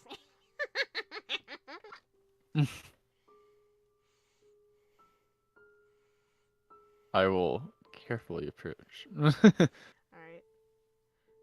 I'll try to stealth again, but Okay, go for it. oh my gosh, this is actually perfect. I feel like. This young girl who did help you in this fight, Granch. You watch as she meekly tries to stealth behind tables that you have flipped the food over on and ran your whole fingers and in some cases arm through. You watch as she tries to duck behind them. But your eyes are too clear to miss as she moves until she is like 5 feet away from you behind a bench, just kind of wings over the very edge looking. His eyes kind of narrow a little bit. He'll just hold out some of the stew towards her. I will pull out my rusty sewage pole and slowly reach it out and just poke the stew and see your reaction. He just kind of like just growls, takes the stew back and keeps eating it. I will sit down too. Okay. So think of these like picnic tables. So there's a bench on either side. Do you sit down next to Granch or opposite Granch? I'll sit down next to Granch. I don't know like the configuration is if Granch is like in the middle or on one of the edges. Well, I'll sit him as being in the middle. It would tip if he was on the edge. Yeah, that's true. I'll sit very far away and then I'll just start to slowly inch closer. Do this scooch. So Sirad, you watches from like your 20 feet away vantage point as just Susie slowly scoots closer and closer to this green bugbear. Also, she just touched the stew with the pipe you've definitely been looking for, but it feels like there's more important things happening at this exact moment. If Susie's like slowly inching forward, he's gonna sigh, he's gonna roll his eyes and go, "What?" are you Guanch? The one and only. I'm Susie Woosday. And I like your short bow. made it from the ribs of my enemies. Me too. I pull out my short bow that I have now decided Comparing is bone made out bows. of. You can't help but respect her. What's your kill count?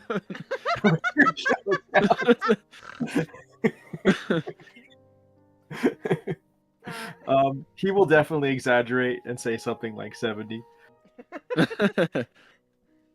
Mine's only 7 right now. Well, you've got a ways to go yet. Mm-hmm. She looks way too happy about this.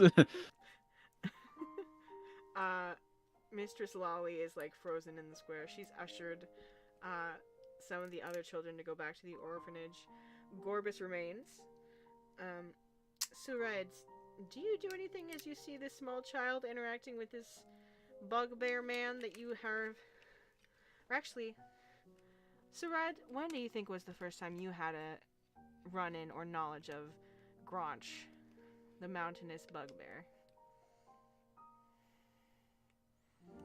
About 20 minutes ago, wasn't it?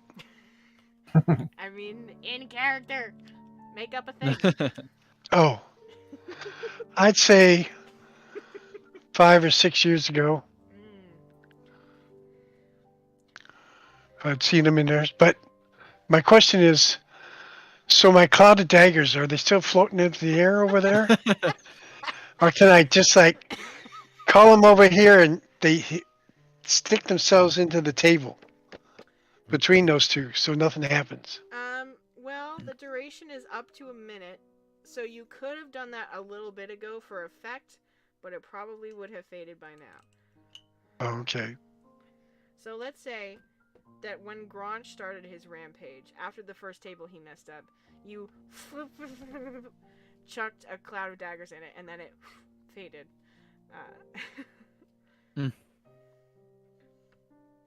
But do you... Yeah, I don't think I would have surrounded him by daggers, but... Oh, no, I'm not... I might have put him in the way. You know what I mean? Anyway. Okay, I'm glad he's here. I'm glad she's here. I'm glad we got rid of the ice boys. So cool. Let's get some chili. Yeah. Do you also join at the table?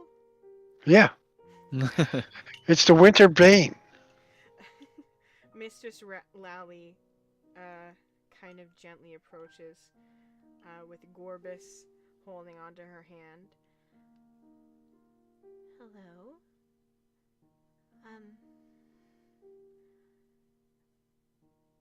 Who are you? And why did you do that to the food?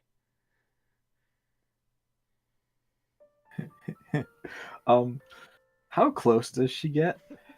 She's on the oh opposite my side of the picnic table, so 5 or Okay. 6 feet. Okay. He's gonna laugh at her, but while he does it, he's going to sleight of hand reach his hand under the table and attempt to tie her shoelaces together. Okay, roll sleight of hand for me.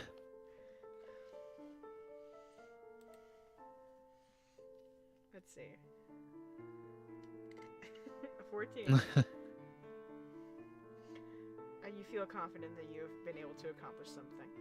All right. While Granch is tying her shoelaces together, can I sleight of hand take some of the stew from Granch's bowl? Okay, yeah, do that, please. And then, what's your passive perception, Granch? 12. No, I rolled so low. You notice that as you go to tie the shoes, Susie just kind of reaches over. There's like a moment where like he like growls and like gets over top of it, but then like stops and slides it over to her. Sarade, what are you trying to sleight of hand? I just thought I'd see. You just reach over for the bowl as well, and Gronch just like puts his hand over yours and puts it back on the table. Just grabs the wrist and sets it down gently. No. Yeah. Mistress Lolly kind of clears her throat. We could have, is there something you want to make you go? Did you want food? He like looks up. There's like some of it dripping off of his chin. Mm-hmm. I got food. I can see that. We're surely. I mean, everyone is welcome at Winter's Bane so long as they show up and help a little. Is that what you would like? His eyes kind of like his eyes narrow. Okay. It'd be better if you all could just shut it. Shut All what? your traps, your pie holes, your noises you make. For heaven's sake. I don't know what a pie hole is, mister, but I want one. Can I have It is the hole in your face with which you consume sustenance, you nuisance. Oh, okay. Why would we shut that? Then we couldn't eat the food. I don't understand. You just slaps in frustration. This chubby half-orc kid with like these little wisps of hair up top that like it's almost like he has a regular amount of hair and then baby hair that still is just like sticking up in odd places. Are you like a politician? What are you? No, I work for IMF. Huh? Oh, I'm Oh, hearing yeah. sound Yeah, from okay. somewhere. What's IMF? We lend countries money, and then we just. What on earth? I just a YouTube short started playing in the background that I had on a page open from a week ago. Stop that. Okay. What was I even saying? Something about the half-orc kid. Oh yeah. But he just kind of is either ignoring your intentions or doesn't get it and sits on the opposite picnic bench to you. He just glares at him. Can I perception check to see if I notice the shoelaces tied together? Yeah, go for it. So what was your sleight of hand? 14? Yeah. Go for it. Ooh. Yeah, he did that. You've seen kids play that trick on Miss Lolly before. What do I do? This is a character choice moment. Do I ask her to get me something and make her trip over her own shoelaces, or do I tell her that her shoelaces are tied together? This is one of those screens in a Telltale game. Yeah. And then the bar's sliding down. Yeah. Mrs. Lolly will remember this, or Gronch will remember this. Yes.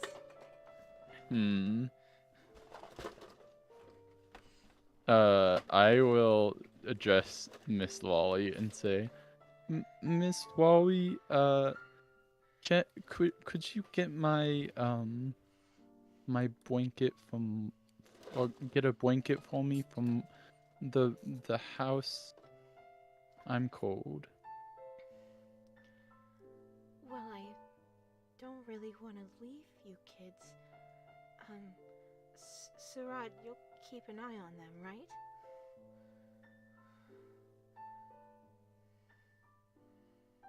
Surad?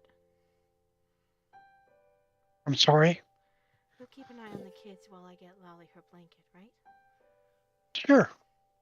Okay. Hey kids, how you doing?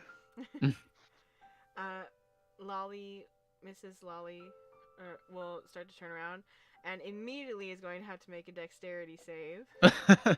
I'm gonna do it with. Not 20. I'm gonna steal your intelligence save, Suad. I can't say. Oh, that's a 19. So she Oh, definitely jeez. trips, but she doesn't fall all the way onto the ground. She just kind of. Gorbis? What? I didn't do anything. What? What? She just kind of sighs and quickly undoes them and heads back towards the building of the orphanage to get you the blanket.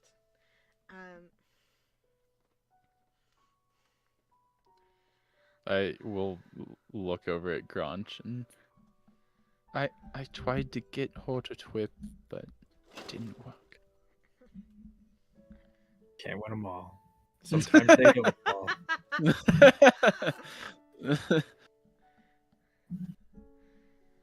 Are you? Two. Oh, go ahead. Do you not like Winter's Bane?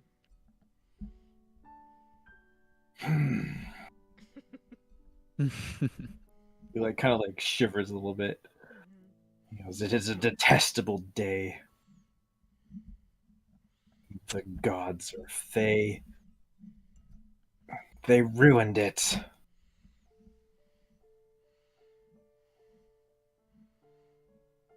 Do you like it better when it's dark? I like it better when it's dark and quiet, and I liked it better before this village came to my mountain. So you really were here before the village got here? All my life.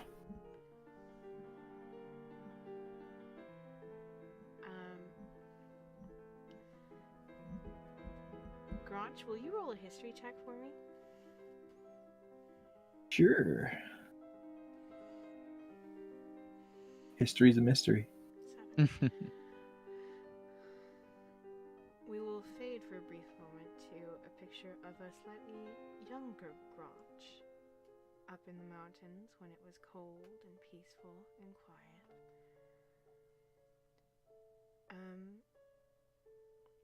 How many siblings do you think Granch had once upon a time? Oh gosh, probably like 10. 10.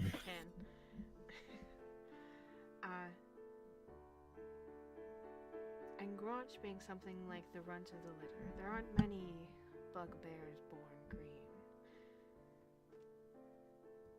You would on occasion hear whispered grunts and things from your parents, from your eldest of siblings, along the mountain as you began to grow old enough to understand where they went during the day. When they did hear tales of humans and elves and things along the mountain, you heard your next eldest sister tell you stories about how something about the magic world had changed and how you must depend on each other ever the more. But you didn't hear or quiet conversations from your parents about you and about whether or not, much like humans moving to this mountain, much like magic changing, much like things that were for a long time suddenly becoming a forgotten, empty space, I guess so. whether or not their youngest baby being born a little bit different might have been a bit of a sign for a time to change. Well, it's a trustworthy company that But you don't remember that. they had a special on all these You remember the quiet, chunky and the blankets like camaraderie, daily. 5 of them and for the warmth. $19.90. I think we can hear Yes, a background conversation. we can hear the bright voice. Was the voices whisper on the wind. Yes, the voices whisper on the wind. And it was a darker night, one night.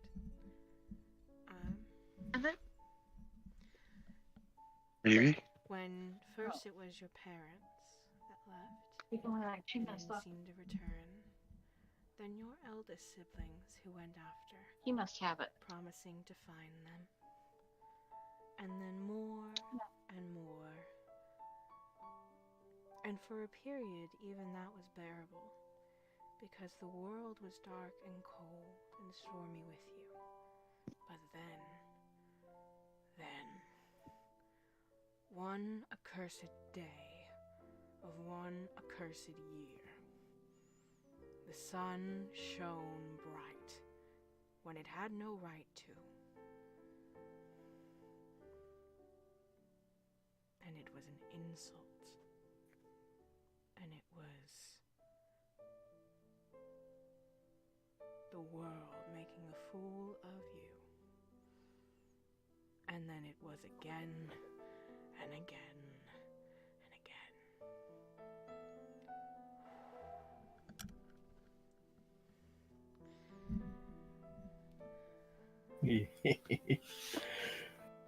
He just sort of like stares blankly, Mm-hmm. not fully remembering, but Mm-hmm. knowing how he feels.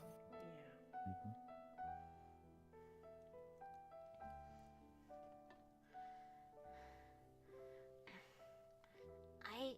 Are you...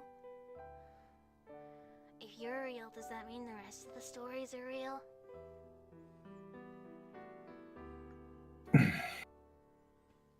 I pay no mind to your petty tales.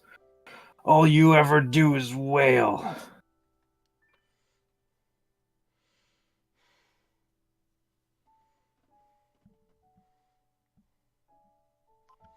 Oh, am I missing? Did I not? No, I heard you. Oh, okay. Cool.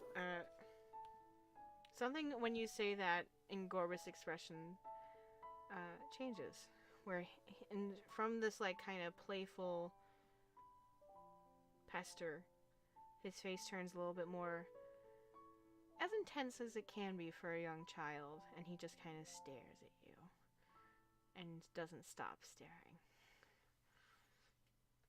Stares back. Do you want to roll a stare off with a child? Sure. So I don't think he has an intimidation modifier, but I don't know if that should be what this is or if it just should be D20s. What do you think? Or Yeah, con. or yeah, sure. Just D20s is fine. All right, let's go for it. All right, 3, 2, 1. Oh, natural 20. 50. I mutter a little thaumaturgy and my eyes start to glow like this menacingly yellow glow. And there's like a resonating like alligator growl that you can feel in your chest.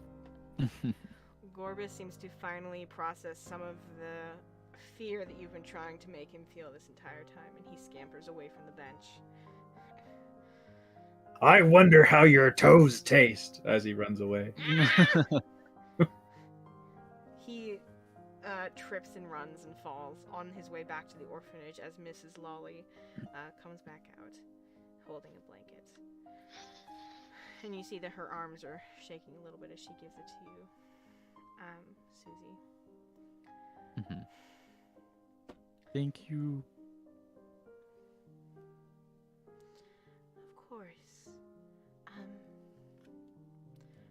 Surad, Susie, do you think either of you two could convince your new friend to go back home so that we can get back to our winter's Bane? So long as he hasn't hurt anyone, there shouldn't be any problems. And she fixes you with that look, Susie, that adults give you some time where they say it like they're suggesting something, but their eyes tell you that they are actually wanting you to do something for real. How close did she get again? She's a little bit closer to Susie than to you. Maybe 7 feet. Okay, that's still within 10 feet. Going for it. You're tying your shoes again? Yeah, unless she came back in boots or something. Well, her boots have ties on them. All right, I'm gonna try again. All right. Oh my gosh. She has no way of knowing. She's in. There's a wink to to Susie. The new owl friend to I Susie. give a little smile. Uh-huh. And this moment again, Susie, you are met with the... And you, Sarad. As you are also picking up on the clear intent in Miss Lolly's voice to do something about this creature that has made its way to your holiday festival of all things. What do you two do? What do you all do? Besides tie her shoe together. So you want us to go with Guanch back to his house?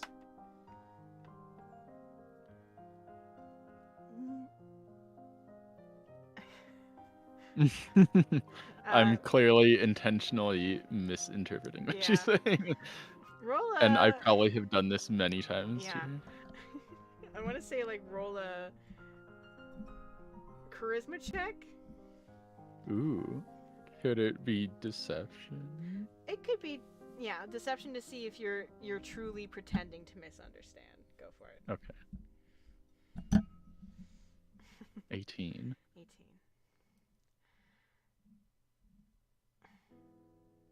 What languages do you speak, Susie? I speak Common, Gnomish, and Thieves' She gets low. She crouches, does not notice her boots, and whispers to you in Gnomish, which I don't know if anyone else speaks. Honey, we need him to leave so that we can get back to our festival. You should stay here with us, but it's clear that he's not happy with what we do, so he should just go be on his own if that's what he wants. I look at Granch, I look back, and I whisper back, but Winter's Bane is about being together. We can't let him go be on his own.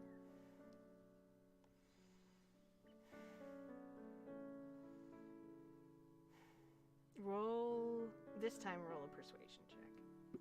Alright. Ooh. 22. So she doesn't look like you've fully changed her mind, but she does have another look that you've become familiar with on adults' faces, the look of, I can't disappoint a child.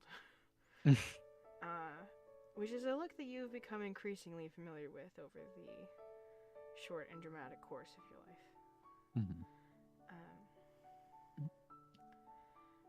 And she sighs, and she stands up.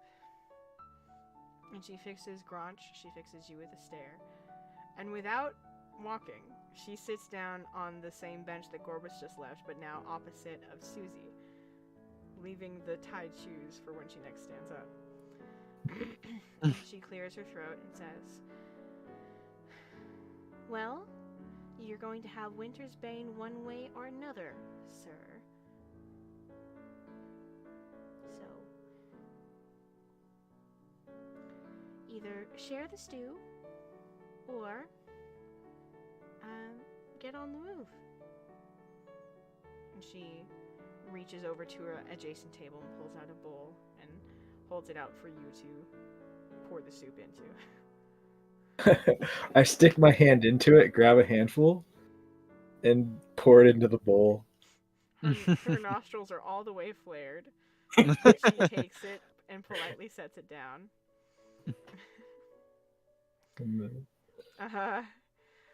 She's also going to lean over her shoulder and yell back into the square, the rhombus, the circle,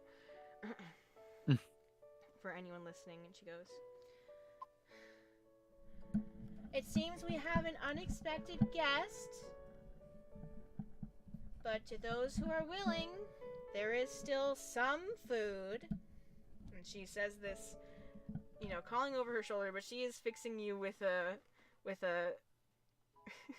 a stare, Granch, of like, what are you doing? I minor illusion, just a little spider in her stew. She looks down and goes, and promptly spills it all over herself. And then I dismiss it. What? Ice beasties and bugbears and spiders. Oh my. Sarad, would you be a dear and go try to collect whoever's willing to come back to the town? Or to the square for this? Sarad?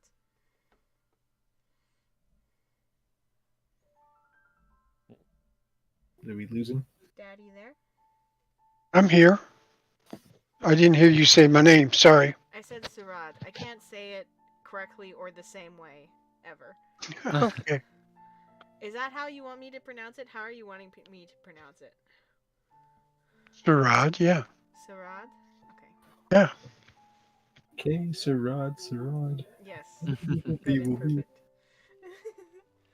Sarad, would you please go reassemble the others? Maybe start with your grandfather. It'll be easiest to get the others to come once they listen to him. Can I borrow that piece of pipe? My rusty sewage pole? Yes. But it's I think my that's part of the fountain, and if I fix the fountain, I would have a reason to go collect people everywhere.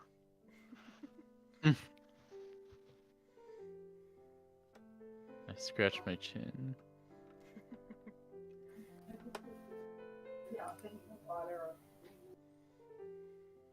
But this rusty sewage pole is my favorite rusty sewage pole.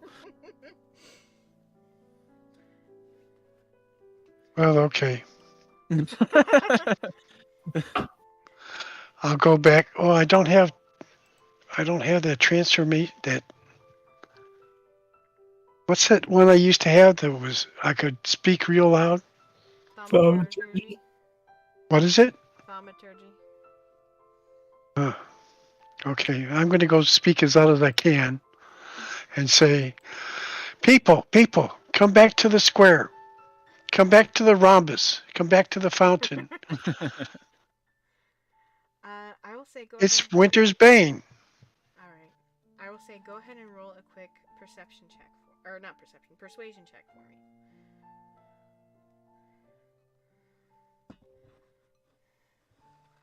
And you know what? I'll say do it at advantage because Miss Lolly just called out the same thing. Oh, that's good because you just got a natural one. So roll that again and take the higher. Perception, right? Persuasion. I said the Oh, wrong piece. sorry. That's okay. That's a perception. I'm sorry. Let me get persuasion.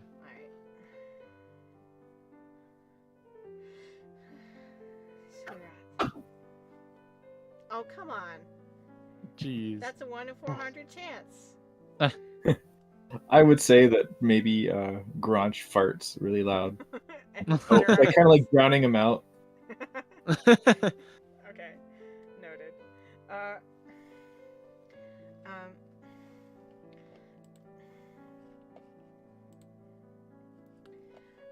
So there's no response to your call as you all kind of continue eating in this, for some of you, awkward, for some of you, strange but pleasant moment.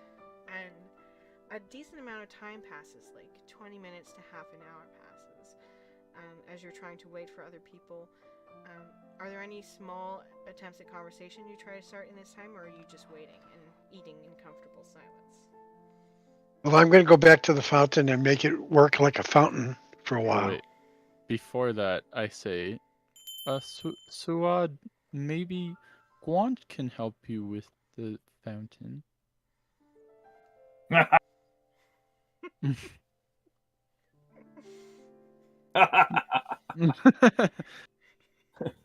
seem very Sure. capable. I'll help you with your fountain. Okay, let's go, brother. All right. He winks at Susie again. I will follow them as well, Okay. if that's okay. Yeah, the table y'all were at was right at the other edge of the fountain. You just have to go behind it to fiddle with the bits of it. So. What do you Tiddles do? and bits.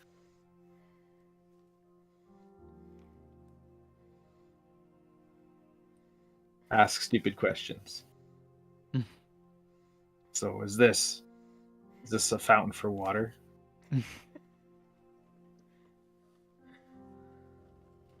Is this Yes. a wet fountain? Would you say that it's moist? I would say it's a fountain for display, a display fountain for water that constantly goes back and forth, back and forth. It doesn't waste water. It doesn't give away water. It's a display water. And the city's rhombus. So Are the coins at the bottom for free? And I start trying to Oh take yeah, some. definitely trying to steal the coins. So you, both of you roll luck checks to see how many coins are in this fountain.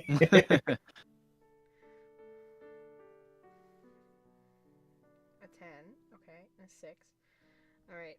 So, Grant, you pull up some of what you think are coins. I don't know how familiar you are with currency. There are definitely some round things. Some of them are coins, some of them are not.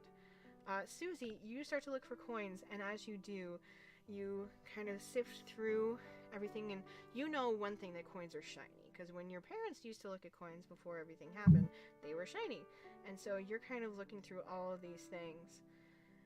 And then you see something on the bottom towards the center, almost like the part of the fountain that sucks the water back down to recycle it. It looks like something got stuck there, and you reach in and you grab it. And you pull it out, and it's actually like a small stone, maybe a quarter the size of your tiny palm, very flat, that's why you thought it was a coin. But as you kind of touch it, it glows with a slight blue. I need all of you to make a wisdom saving throw. Oh shoot! Oh, Oh, I got a natural 1. Oh. Good. Oh wow, nice. Who got what? So I got a 19. 10. Alright. 1 for me, natural 1. Natural 1, a 10, and a 19. Okay. I think the 10 was the old luck roll. Oh no, that the 10 I got. Oh, sorry. I couldn't see the. Never mind. I apologize. No worries. Okay. So, okay. So, Suraj So, oh boy, okay. So with like, almost like you're still looking into the fountain, but as if it were turned on. There's like a shimmering in all of your visions, like the kind of gentle lapping of a wave through water that isn't big enough to have a wave, just kind of.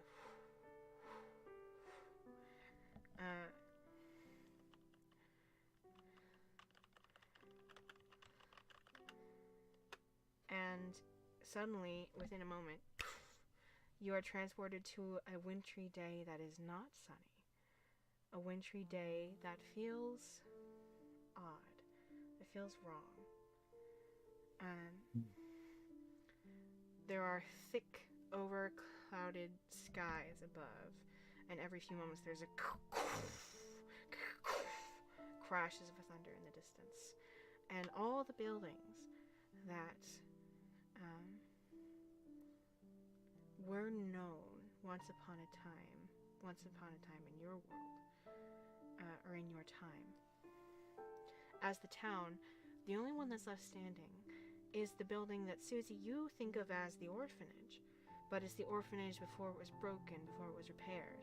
And now on this darkened night, standing alone at the edge of a lone path, in the deep, dark, cold snow on icy ground, it looks much more foreboding as you remember a tale of what it once was that Mistress Lally told you was a lie, but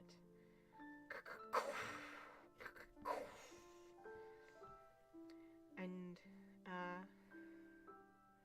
what languages does everybody know and read? Common, Elvish, Thieves' Cant for me. Okay. Common gnomish thieves can't. Okay. Sarad? Common, Goblin, Primordial. Mm-hmm. Ooh. Okay. So, there is only one word each of you can read on this. Common.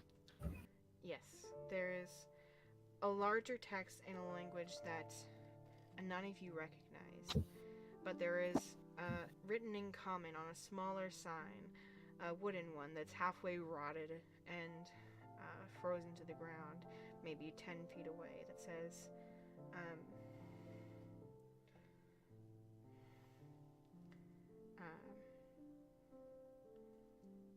danger, high risk inmates on it. Ooh. And Susie, Ooh. you remember the stories that were told about this building a long time ago, that, you know, that this was the place that you now think of as home in this safe little town was once a prison.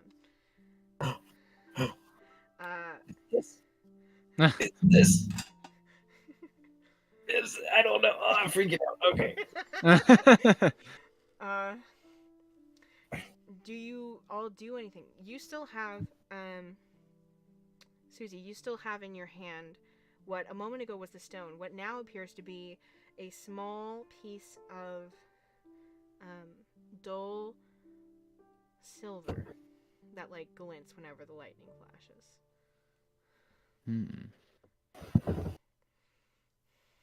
I guess I'll just pocket it for now. Okay. I'll try to hide it, Okay. but I'm not. Before you stash it in your pants, do you let any of us know that you found that blocking something? No. Did you find it? Was it hard to pull out? As a player, it's the smart choice. I try to conceal it from the other two just because I think that's what Susie would do. Roll a sleight of hand check. 15. I think in this moment, let's see, what's both y'all's passive? 12 and 14. I think in that moment, the change in environment is startling enough that you think it makes sense to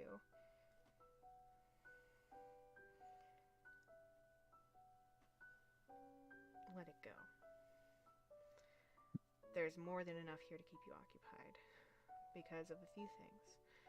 You each notice something different. Susie, you notice what's written on the sign. Sarud, roll a quick perception check for me as you look up at the sky. And can I get one more history check from you, Grange? Sure.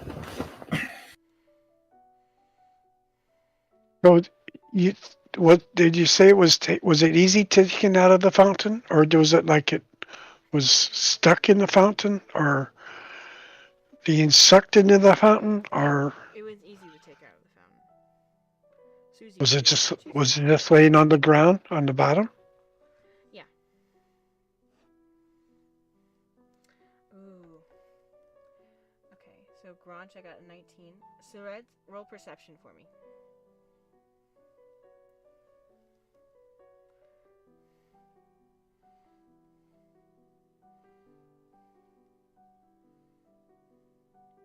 Ooh, nice. Okay. So those things happen once, and it kind of goes up in perspective as like boop, boop, boop. So we started with Susie, who noticed the things closest to her. The stone that had turned to something like a lump, the sign, the orphanage. Sarad, You look up to study the clouds because it's winter's bane. It's not supposed to be dark and dreary. It's the one day of refreshment that people get to keep them through the long winter. What is going on? And as you look up, your eyes on the clouds, the crashes of thunder coming down. After a few moments, you see through the clouds, cutting through like a knife through the air, wings. And then coming from something at the front of those wings. But it seems like a lot of both. And then Surat, what you realize, Granch, you recognize this thunder. Oh. You've heard this thunder many years ago.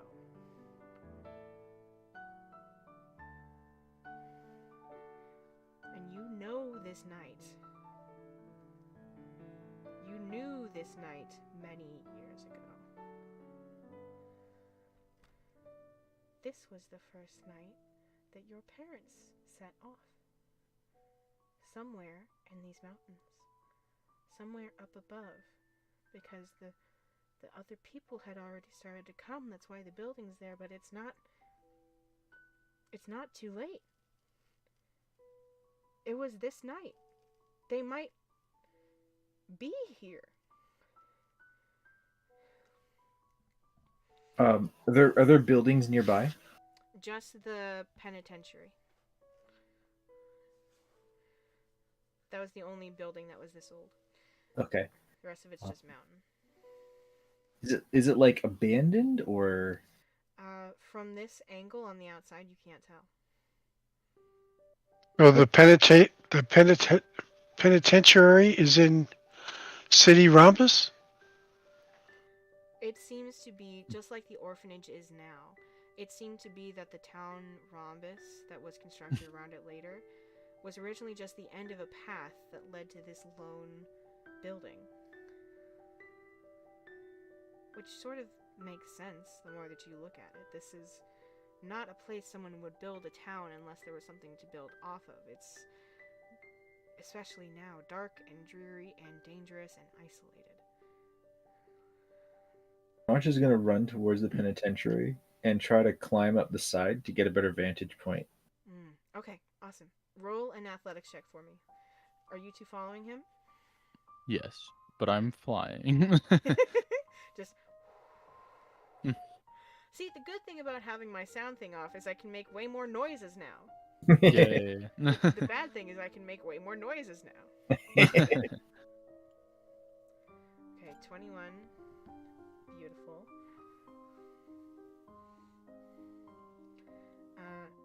Surad, are you also following?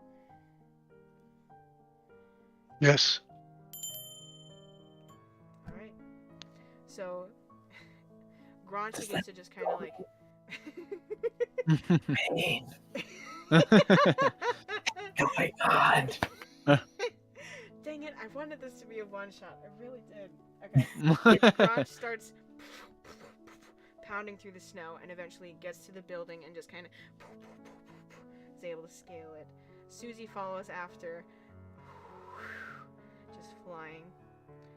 Surat, you get through by manipulating the snow around you and turning it into something packed so that you can have surer footing. As you all kind of each... Granch, you get to the roof first. Susie, you're like halfway up the building. Surat, you're trying to figure out how to get up from the part below. Granch, roll one more perception check for me at advantage now that you're sitting on top of the prison.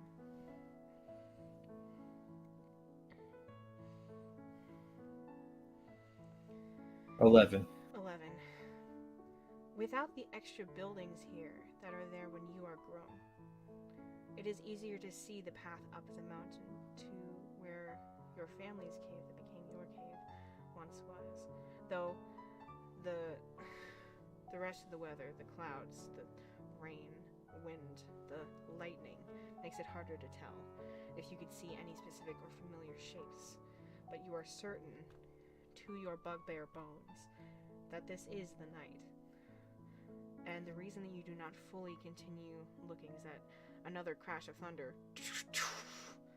strikes, and you look up and see in the sky, hundreds of feet above you, what look like 4 dragons, locked in the heat of some kind of battle, casting lightning to the ground only when they miss one another.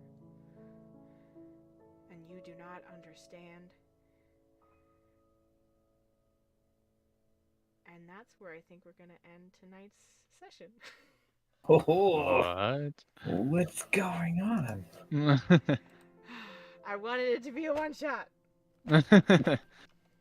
So many questions. Well, it's too juicy. Oops. I wanted it to be a cute, short, cutesy one-shot, but then things happened. Yes, the Game Masters. It's Game Masters Bane trying to do one shot. Yes, I can't. The problem is the first one I did of these was successful in being a one-shot, and that tricked me for the rest of them. I almost always misanticipate one shot link. Yeah, for certain. Well, I hope you all had fun. Yes, thank you. Yeah. I hope you all enjoyed the wintry shenanigans. What's with the bell? What's with the dragons? Yeah, what's with dragons? They blow out lightning instead of fire. That's a D&D thing. What's with dragons is a good Valora question, because what do we know about Valora, gang? Dragons are Dragons extinct. are supposed to be. And Question mark? and is this the prison where I'm just gonna throw it out there. Is this the that's what I prison was where our thinking. other characters came from? Yeah. I want to. Inquiring Ryans want to know. This is one I of the am times... also an inquiring Ryan. Inquiring Ryans. This is one of the times where I don't know if it's better or worse that we don't have face cams, so you can't see the faces that I am making. Someday. But I mean, you did say something about traveling through time. Possibly. Or you said something like a different place or a different time or something. And what's up with the stone? Yeah, that's weird. And what's up with Susie's rusty sewage pole? Yeah, and what's up with 2 of Dad's characters having Cloud of Daggers? And the signature spell. Yeah.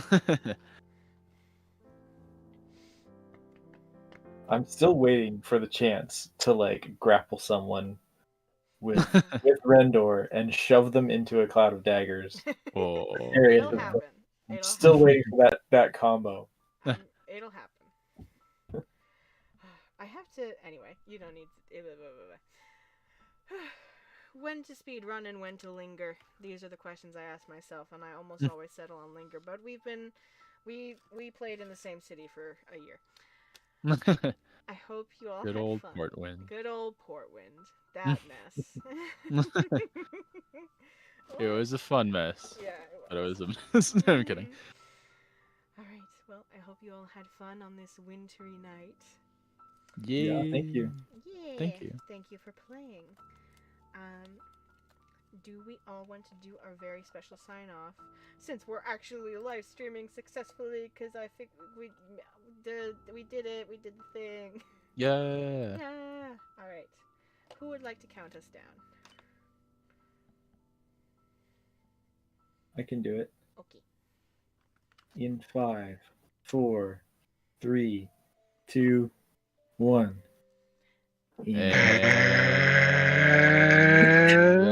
That's just how we roll. Wow. That's some good lung capacity right there. Yeah. Good night, everybody. Good night. Good night. Bye. Thanks for